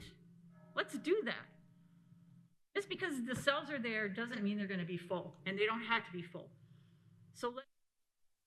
But this is a priority now. And again, time has floated to the very top of the priority list. We can't wait. We cannot wait. Now, when the council rejected North Park again, didn't know why, heard things, nothing directly. There was an effort then by the county council to rehash everything. Start from square one and let's look at every property again. Well, we've done that. We've done our homework. We've been doing the homework. We've been doing the research. The properties that may have worked had studies, environmental studies done on them. And we talked about where designs could go and what's going on. We've done that, but we said, fine, let's go back and do it again. And we did it again. And guess what? We're at the exact same place minus 6 months. This has to stop. Now, I'd like to say a few words about the other sites, because I think that's something the public may be interested in. Fullerton Pike, near the corner of I-69, was one of the sites we looked at. We spent DLZ developed a basic design. We did a petition. We went, because it's in the city of Bloomington, we went to city planning, went to the city council, and didn't see anybody. There was one county council member who showed up at one meeting, but we were there to fight for it, to ask for a rezone so we could put a jail and criminal justice facility there. We lost a year of time. The vote was no.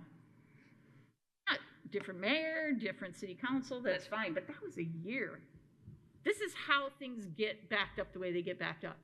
Because while you're doing that, you kind of put all your eggs in that basket, because you can't just put in 6 petitions for 6 different sites and, you one at a time, you have to do it. And that takes time. And it's further from downtown Bloomington, where we sit right now, than North Park is. It's in the city. Well, what does that get you? A longer commute, a longer drive. There's nothing else there. What's the benefit? I don't know. Now, we own Thompson, right? We own that property. That's a huge plus, right?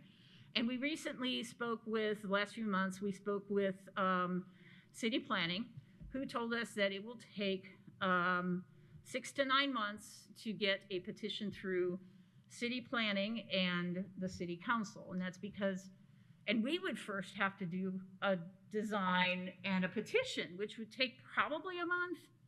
I don't know. Just to get the proposal in front of the city officials. There is no way to shorten that process. My friends in the city seem to think like, well, maybe there's some way we could do this. And without being undemocratic, there's no way to do that. You have to go through that process. It's a public process with public input. I cannot imagine that they're claiming they can just, make a decision about planning. I imagine developers will line up around the block for that deal if they don't have to have the democratic public process engaged. Mr. Falk stated clearly he will not be okay with another entity, i.e. the city of Bloomington, making a decision for us to be in a position to make a decision about whether or not we get that jail site. And there's no guarantees that that would happen. Now, let's just say that worked out. Let's say that Ken Falk decided for some reason that he's okay waiting another year to see if that works. We have other questions about that property. that need to be addressed. And now we did get some good news from the city about some of the slope issues and the potential for a different roadway, which would eliminate us having to buy $1 million piece of property to access Thompson. So there was some good news in there. And I had a couple of weeks of hope that things would get better and that was a possibility. Not my favorite spot, but fine, let's go for it. But we still have Carr's Futures to deal with. We still have the timing of the construction of the road from the Summit development into Thompson, which we can't control and the city really can't control. We have the issue of fill dirt, and most troubling, and the thing that will take the longest, is we have to have high voltage power lines moved, which Duke Energy says will take at least 1.5 years, and that, of course, isn't free either. None of these are free, right? We know from our work in highway, if you look at the Fullerton project, you look at the Sample Road project, we always struggle a bit with some of our utility providers, especially electrical providers, because they have other priorities. So 1.5 years would be very optimistic. Well, let's take that. So even if everything worked out perfectly, we would be years away from breaking ground. Are you going to tell that to an inmate who is not receiving constitutional care? Well, I just really want this in the city. Is that worthwhile? Northcart, shovel ready. Shovel ready. I never say that, but I did say that. Shovel ready. It can go out to bid this year. Construction can begin early 2027, first thought, potentially. It could be open. The jail could be open by 2030. Now, this would be a facility that, and I'm looking at Scott Carnegie, who's like, well, yeah, if everything goes well. Yeah, I mean, there's weather, there's all kinds of things that can happen. But that's the hope. That's the hope. It's doable. It's not guaranteed, right? And I hope I've said that correctly, Mr. Carnegie, that it's doable, but it's not guaranteed that it would happen. Now, the purchase agreement needs to be done before Mr. Falk's deadline at the end of May. The council needs to initiate the bonding process by July. The bond has to be completed by the end of July. End of December, sorry, December of the year, sorry. Everybody's looking at me like, oh no, sorry. It's a lot here.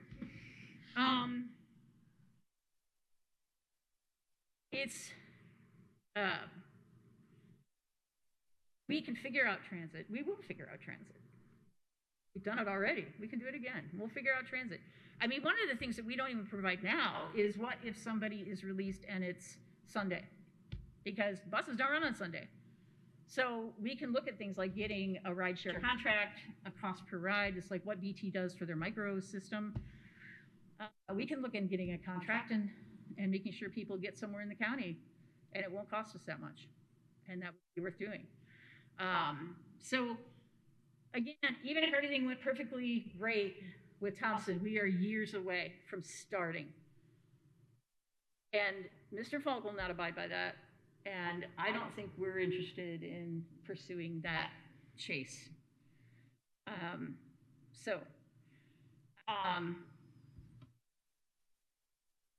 have been speaking far too long, but I do need to say this, and I apologize. But I don't, because I'm going to say it. We're at the bottom line. This has gone on long enough. If Monroe County fails to meet the provisions of the settlement agreement, we're going to look at the council and ask why.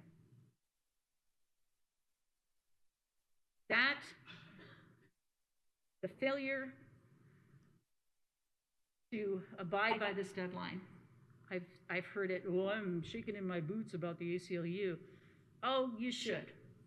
We don't know what a judge is going to order. Why would you give that? Why would you abdicate your responsibility in decision-making to a judge?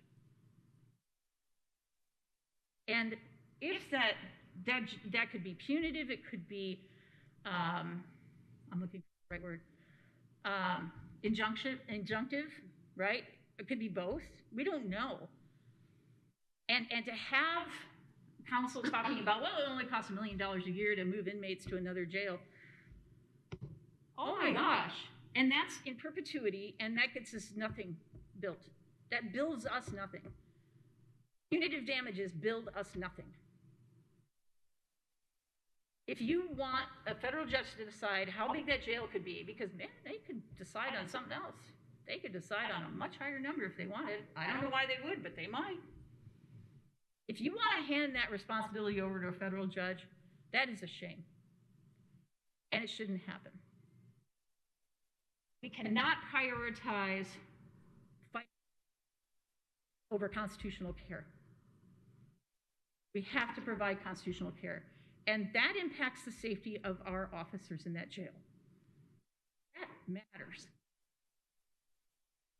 Let's do the right thing, and I look forward to seeing the council consider this. It is on their agenda in May. Let's go forward. Let's move forward together and do the right thing. The time has passed, but the time is now. And I appreciate everybody's patience with me. Did you have anything you wanted to add? Oh, I think everything has been covered, at least for. Hopefully, we can move forward. Successful direction. Absolutely. Absolutely. Commissioner Madeira, did you want to add anything? I think we have different ways and different modes of expression, but I think that the key phrase really is, don't look back over your shoulder, look forward, and come together. And we pledge to work productively, respectfully, and collegially. And so that's something we have to do, and creatively. And so we don't know. I think we're going into a lot that we don't know with this process. Every process is different with the ACLU. They have done this 12 times before. Interestingly, none of the 12 counties that they have sued get out of jail free. And so all of them find themselves in settlement agreements. Not all of them have to build a new jail, because that's not what is required of each county. Some of them just have to make changes to existing jails. But here, I think we would have to not only make changes to this existing jail to remain constitutional, because we kind of get a free pass while the settlement agreement is in place. When the settlement agreement is dismissed, we have to have a constitutional jail suddenly. That will require transferring people out of the county, from what I understand. That includes, or could include, in 2021 dollars, a cost of $75 per inmate, per resident, per day. With an average of 50 estimated transfers. And so that's the $1 million a year expense, but that also includes $100,000 in 2021 dollars for a van, and 6 additional guards per year. So that's $500,000 in 2021 dollars for how many years? So that is easily another $2 million. But we also have to make remedial changes to the jail structure that we never recoup the cost of. And so those costs are estimated in 2021 dollars, $3 to $11 million. And so that's a big range. And so we don't have $11 million. We don't even have $3 million to put into a building that is dead. Every single aspect of that building is dead, from the jail, which has mold in the showers, to the offices, which have sewage pouring into judges' offices. And we're just getting the remediation emails out to people for what is certain to be another long spring and summer for our employees in that building. It is a sick building, it is a dead building, and every day we have to stay in that building, and our employees have to stay in that building, is a day that we wish our employees did not have to stay in that building. But we have to build a jail now, and we have to build a jail as fast as possible. And so we're looking for the most expeditious way to do so that does not involve a lawsuit. So, but we will move forward, and we also have to look again for the interests of our citizens. They have voiced opinions that we do very much appreciate, and we do want to build. We looked to build a jail downtown. We looked very hard. It turns out most of the downtown is in a floodplain. It also turns out that a lot of the properties that were for sale, they did not want to sell to the county to build a jail.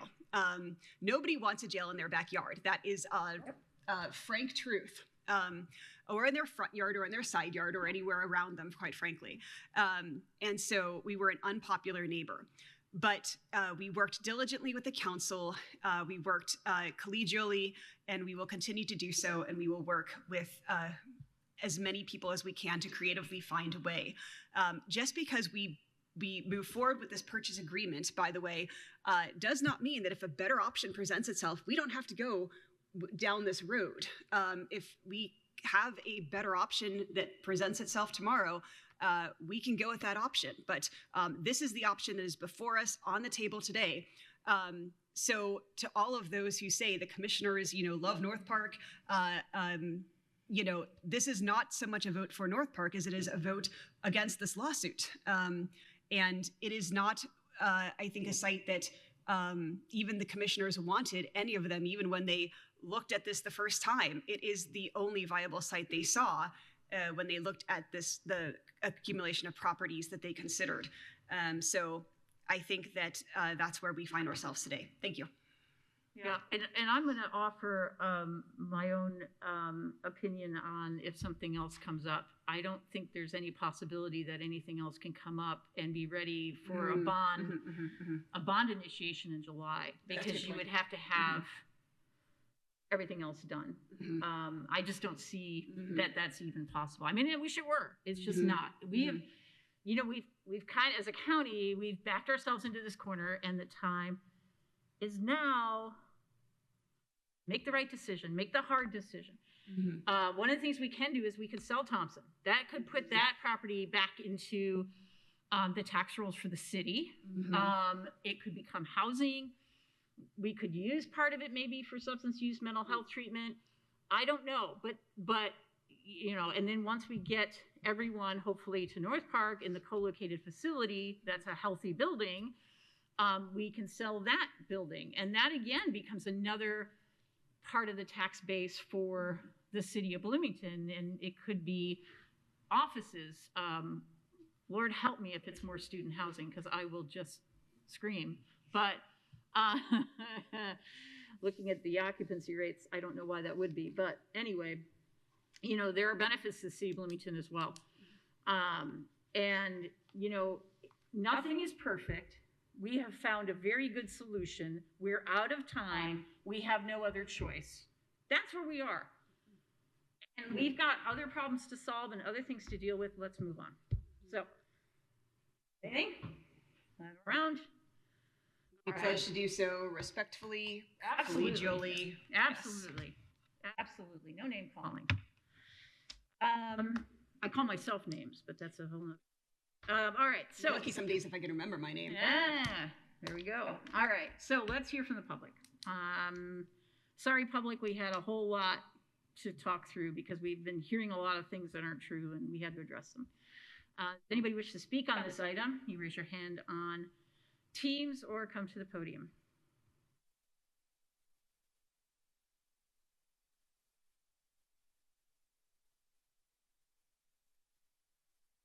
Your patience will be rewarded, sir. You did. Thank you. Well, first of all, thank you both, Commissioner Thomas and Commissioner Madera, for being at the City Council meeting the other day. It was really helpful. I know you were online, but you were there and you were present. And what was also interesting is that you actually had a dialogue. And I thought, this is what we need more of. To have this kind of discussion. It was very substantive, it was very meaningful, and we just need more of that. And to see it in action, it was also very civil and very grounded and helpful. So I just want to acknowledge that. I also want to acknowledge that 17 years is really, I think, perceived as a failure in leadership. And I'm talking about a collective leadership here. And there's no way around that. And I think a lot of things that you explained today were instructive, but we have to have a bit of introspection and acknowledge that we could have done better and we could do better. But I agree with all three of you, we need to look forward. And in that context, I do appreciate the complexity of this situation, but that's why we elect you folks, or appoint really good people to work with the electeds. So this is part of the job. And in that context, I think there's a lot of work, it seems to me, my perception, is being discussed at meetings, But my plea that I've made before the mayor, before the city council, before the county council just the other night, is to please do the heavy lifting, the hard work between meetings. There's a lot of work that needs to be done, even if this proposal goes through. That's my plea. I also think you acknowledge, Commissioner Thomas, to characterize the ACLU as the bad guy here, and I know Jody, Commissioner Madera, you said the same. I think they've been beyond patient, and to somehow suggest that they're trying to wrest control from the local government is actually, we've been ceding control to the not just the ACLU and the litigators, if you will, but to a judge or a CIB, because we're not governing, we're not handling this head on. So finally, in the context of calling ACLU the enemy, it reminds me of some of you have heard this already, but an old Pogo comic script that says, we've met the enemy and the enemy is us. And I just want to make sure that in the spirit that you've said, and I think Commissioner Madera, you said, let's find some common ground. Let's find a way that we can work together. We may agree to disagree, but we have some of the brightest, most dedicated, I get choked up talking about this, some of the best people in elected office in this county, in this city. We can figure this out. We can do this. And my plea and my prayers is that we just do that. Let's get this done, working together. Thank you. Mr. Richardson, would you give your name and county of Oh, yeah. residence? Sorry. Sorry, I forgot to ask. It's my fault. Thank you so much. We can do this. Right. Thank you. Anyone else have public comment? We've probably talked them out of late meeting. Okay. All right. So let's move on. All those in favor of approving the purchase agreement for the Justice Complex in North Park signify by saying aye. Aye. Motion carries 3-0. We even drove the lawyers out of the room. We did. I hope I'm doing everything legally right now. It's like whenever he leaves, I'm like, oh, don't let me forget to. He will return. Yeah. All right. So thank you, everyone, for being here. Let's see. Is Mr. Smith present from the planning department still? Got to be on his 10th cup of coffee. He is. Great. Excellent. Can you go ahead and make a motion on the last item? I would like to move to approve ordinance 2026-12, Highlands Parcel E PUD Outline Plan Amendment 2. Second. We have a motion and we have a second. Mr. Smith, your patience is undeniable and appreciated greatly by all of us. Please tell us about this. Absolutely. Give me a second here to share my screen.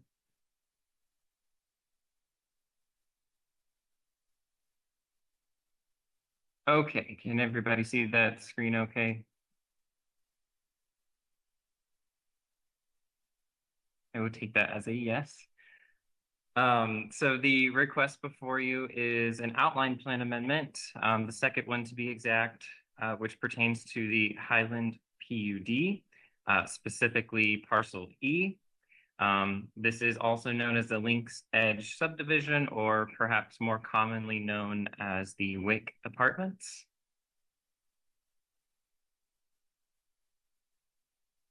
This site is located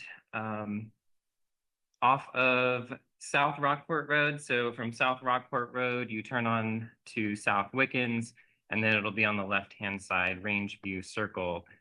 This pertains to the entire inner loop of South Rangeview Circle. So the purpose of this outline plan amendment is to make South Rangeview Circle, which is the street before you, a private road instead of a public road, which is what it was originally approved to be, a public road. So changing that road classification from a public to a private road would mean shifting that responsibility for maintaining that roadway to that of a private entity. So in this case, that private entity would be a developer. If the developer were to sell this property to either another developer, or maybe they would create an HOA. That shifting of the responsibility would go to whoever that private entity would become. So upon inspection of the roadway, County Highway had noted several deficiencies. I included a list here on the screen. I'll just go through those briefly. There were a number of issues pertaining to sidewalk cracking. Cross slopes for the sidewalks in the right-of-way were greater than 2%, which for the public's input, that means it is not ADA compliant. The proposed buildings were built at a higher elevation than what the plans called for. There were mailboxes located within the right-of-way. Parking stripes were painted incorrectly. There were also private signs that were located within the right-of-way. Also, they had noted that there was a manhole that was uneven with the street. And the highway department felt that their sand trucks that would go through, or their plow trucks would not be, the roadway would not be wide enough when you encompass the incorrect parking striping that has been developed here on the site. So the development otherwise has been completed. So there have been certificate of occupancies issued for all the buildings. So they are being, to our knowledge, inhabited. But to resolve many of these issues, especially as it pertains to ADA compliance, that would likely require deconstruction of existing driveways, the sidewalks, and potentially, absolute worst case scenario being deconstruction of the existing structures on site. On the screen is the approved phasing map. So much of the deficiencies that the highway department had noted are in phase 1 and phase 2. I don't believe there were any in phase 3 specifically, but certainly the outer loop there. I did want to provide just at least a brief background on the petition. So this subdivision is in the Highlands PUD, which was originally approved under the City of Bloomington jurisdiction back in 1996. So that is ordinance number 96-05. And then in 2018, the developer did receive approval for the current subdivision and development plan with a revision to the outline plan having been approved by the Board of Commissioners to have a reduced setback from 25 feet to 15 feet. It was noted, at least during that time, that the developer would have preferred to have a privately maintained street. However, during the course of those meetings, the Plan Commission had felt that making the streets private would be shifting an economic burden onto future residents of the subdivision. So ultimately, they voted to keep Rangeview Circle as a public road, not a private road. So that is what the developer should have developed Rangeview Circle to be, which is a public road. And of course, there's a timeline of events that occurred. I had already briefly mentioned that in 2018, this had received approval in its current form for the development. This did go to a number of different meetings, Ordinance Review Committee. This was reviewed twice at Plan Commission administrative meetings, and then it also had 2 Plan Commission regular sessions happening this year within the past couple of months. And on the screen here, you'll notice there's a lot going on here. Planning staff did take initiative to try to create a visual aid for Plan Commission, but also Board of Commissioners to really see where all of those deficiencies that the Highway Department had noted are located. So I included on the left-hand side of the screen, directly from the Highway Department's inspection report, noting the deficiencies. Planning staff had met with the developer and the developer's engineer, Daniel Butler, with Bynum Faneuil. And we just went through the list step by step through each individual item that was marked as deficient, and just, I mean, really straightforward conversation. Are you willing to make this improvement? Yes, no. And then we just went through the entire list. So on this particular screen, these are the deficiencies the developer opts not to make improvements for. So again, those include the sidewalks, asphalt, curb and gutter, private signs, the manhole, and the parking stripes. So all of that is located here on the screen. I can, or Highway can also explain in more detail exactly what they would expect for the developer to come into compliance with their standards, but I will keep continuing with the presentation here. And then on the screen before you are the deficiencies the petitioner is willing to make. So you'll notice that there is Rangeview Circle and Wiccan Street. Wiccan Street is not part of this particular area, but certainly a street that Rangeview Circle connects to and derives access from. So the developer and the petitioner's representative or engineer, Daniel Butler, didn't foresee an issue with making these improvements. Planning staff, as far as to our knowledge, we're not entirely sure a time frame of when these improvements will be made. I do know that the developer has been communicating with the highway department. To what capacity, I'm not sure. Perhaps the highway department could elaborate a little more on that. But as far as planning staff is aware, the developer is willing to make these improvements. And then on the screen before you, I have some site photos of the site. So again, as I stated in the beginning of the petition, the development has already been completed. To our knowledge, the units are being occupied.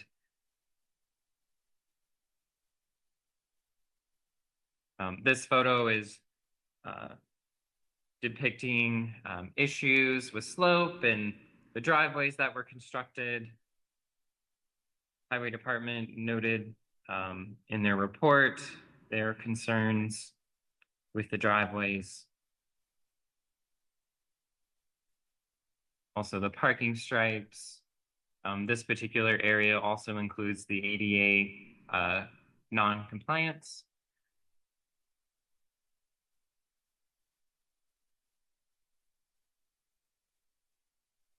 And just some other site photos showing sidewalks, mailboxes.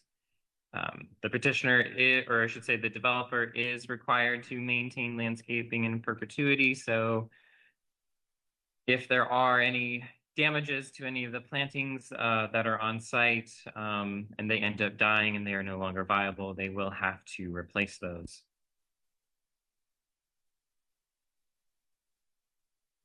I did include a letter that was signed by the Highway Director, Lisa Ridge, stating the Highway Department's position as well as their concerns. They had initially been in support of keeping the Rangeview Circle a private road, and that is primarily based on the fact that they cannot take in liability for accepting a road into the county road inventory that doesn't meet county standards. And this is also in the packet.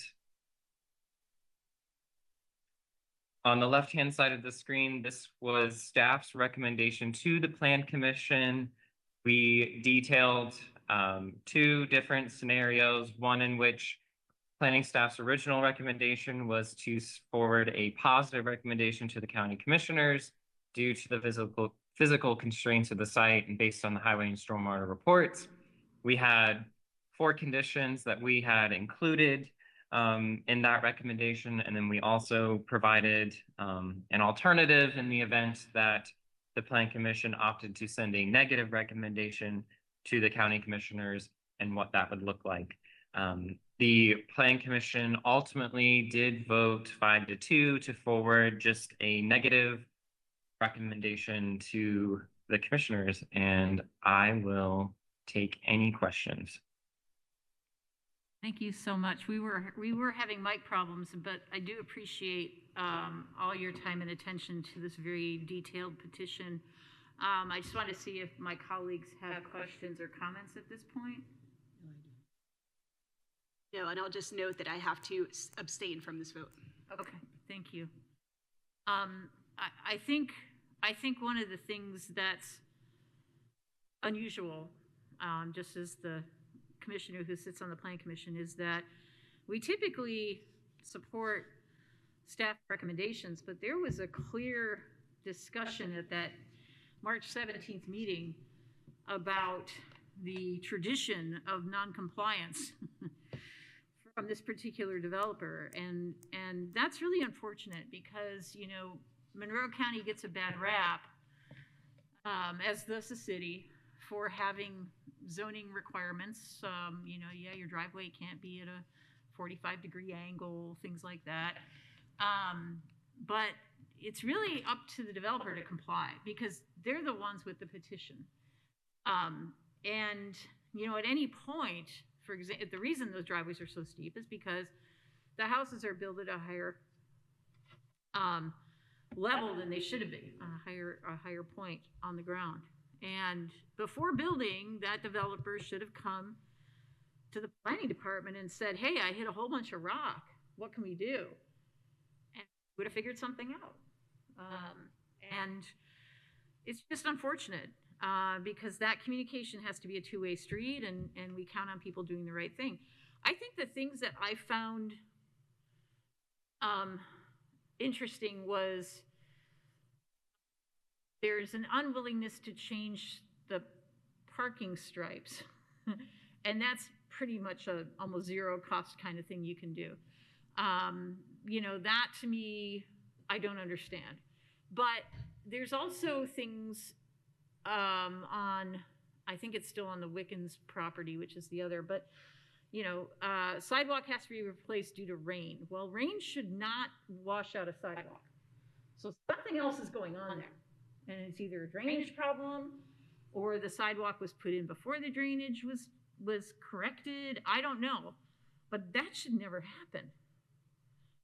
So these things all just kind of build up on one another. And it was a pretty resounding message from the County Plan Commission members about this. I do want to say that that I think it's unfortunate that we're in this position, and it was not an easy vote for me to take because I would much rather just get this done the right way in the first place. But there has been a lack of compliance on a number of these projects, and that's the issue. And I think in a way we feel a lot like Ken Falk, and we're just like, we've had enough. We just need this done right. The carrot that was offered was to do the other project right, and well, that's your project, so yeah, you should do it right. So not much of a carrot. I really hope that this can get resolved. I think it can. I think it can.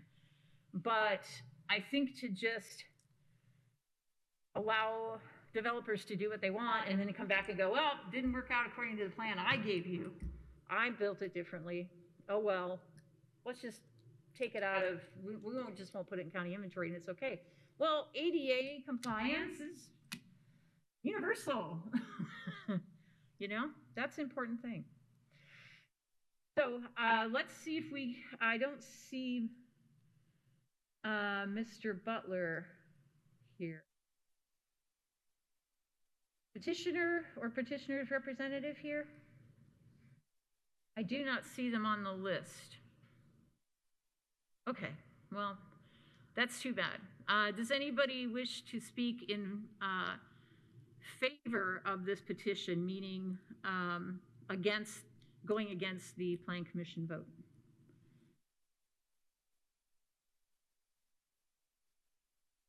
Does anybody wish to speak in opposition to this petition? Or have any other public comment?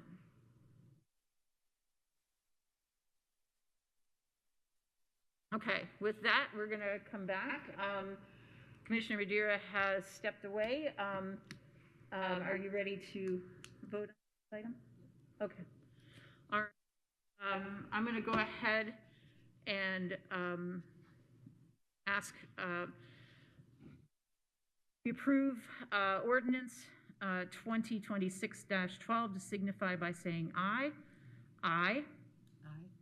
That's a vote of 2-0 and 1 absent/abstention. So the motion passes. All right. I would like to make a motion to appoint Linda Williamson to the Property Tax Board of Appeals, which is run through the assessor's office. This would be a 1-year appointment ending May 1st of 2027. All those in favor of approving her appointment? Did you second it? Oh, would you? Second. Oh, sorry. So this is a, thank you. You can tell I'm tired. Yeah. It's been a long day. Okay, so we're still at that vote. We haven't voted yet. Okay, so we have a motion and we have a second. Thank you. Parliamentarian Jones. All those in favor of approving the appointment signify by saying aye. Aye. Motion carries 3-0, and Commissioner Madeira, yes, is back. I want to thank Ms. Williamson for her willingness to serve, and we're grateful that we have what will be a full board for Assessor Sharp, which she really needs. So it's a lot of work, it's important work, and we thank everybody who does it. So just a reminder that early voting continues at 501 North Morton. That's the North Showers area parking lot. The door opens onto Morton. And early voting continues today until 6 p.m. Tomorrow, 8 a.m. to 6 p.m. That's May 1st already. Saturday, May 2nd, 9 a.m. to 4 p.m. And Monday, May 4th, 8 a.m. to noon. After that, as the clerk pointed out today, on May 5th is Election Day. And if you have questions about where you're supposed to vote, check your mailbox because we all got postcards. Or you can go online to our county website for assistance.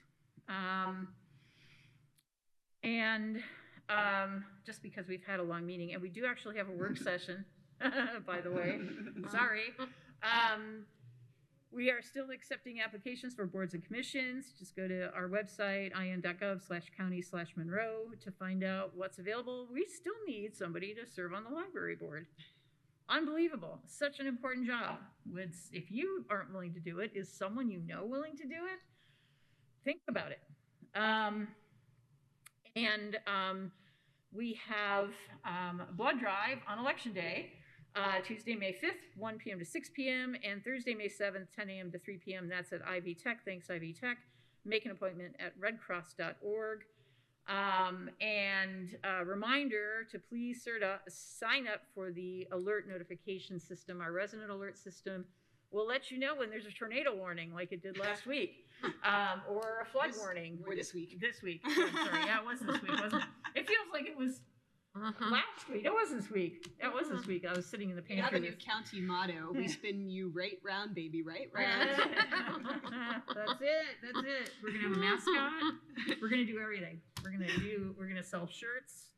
We're gonna do everything we can. That was crazy.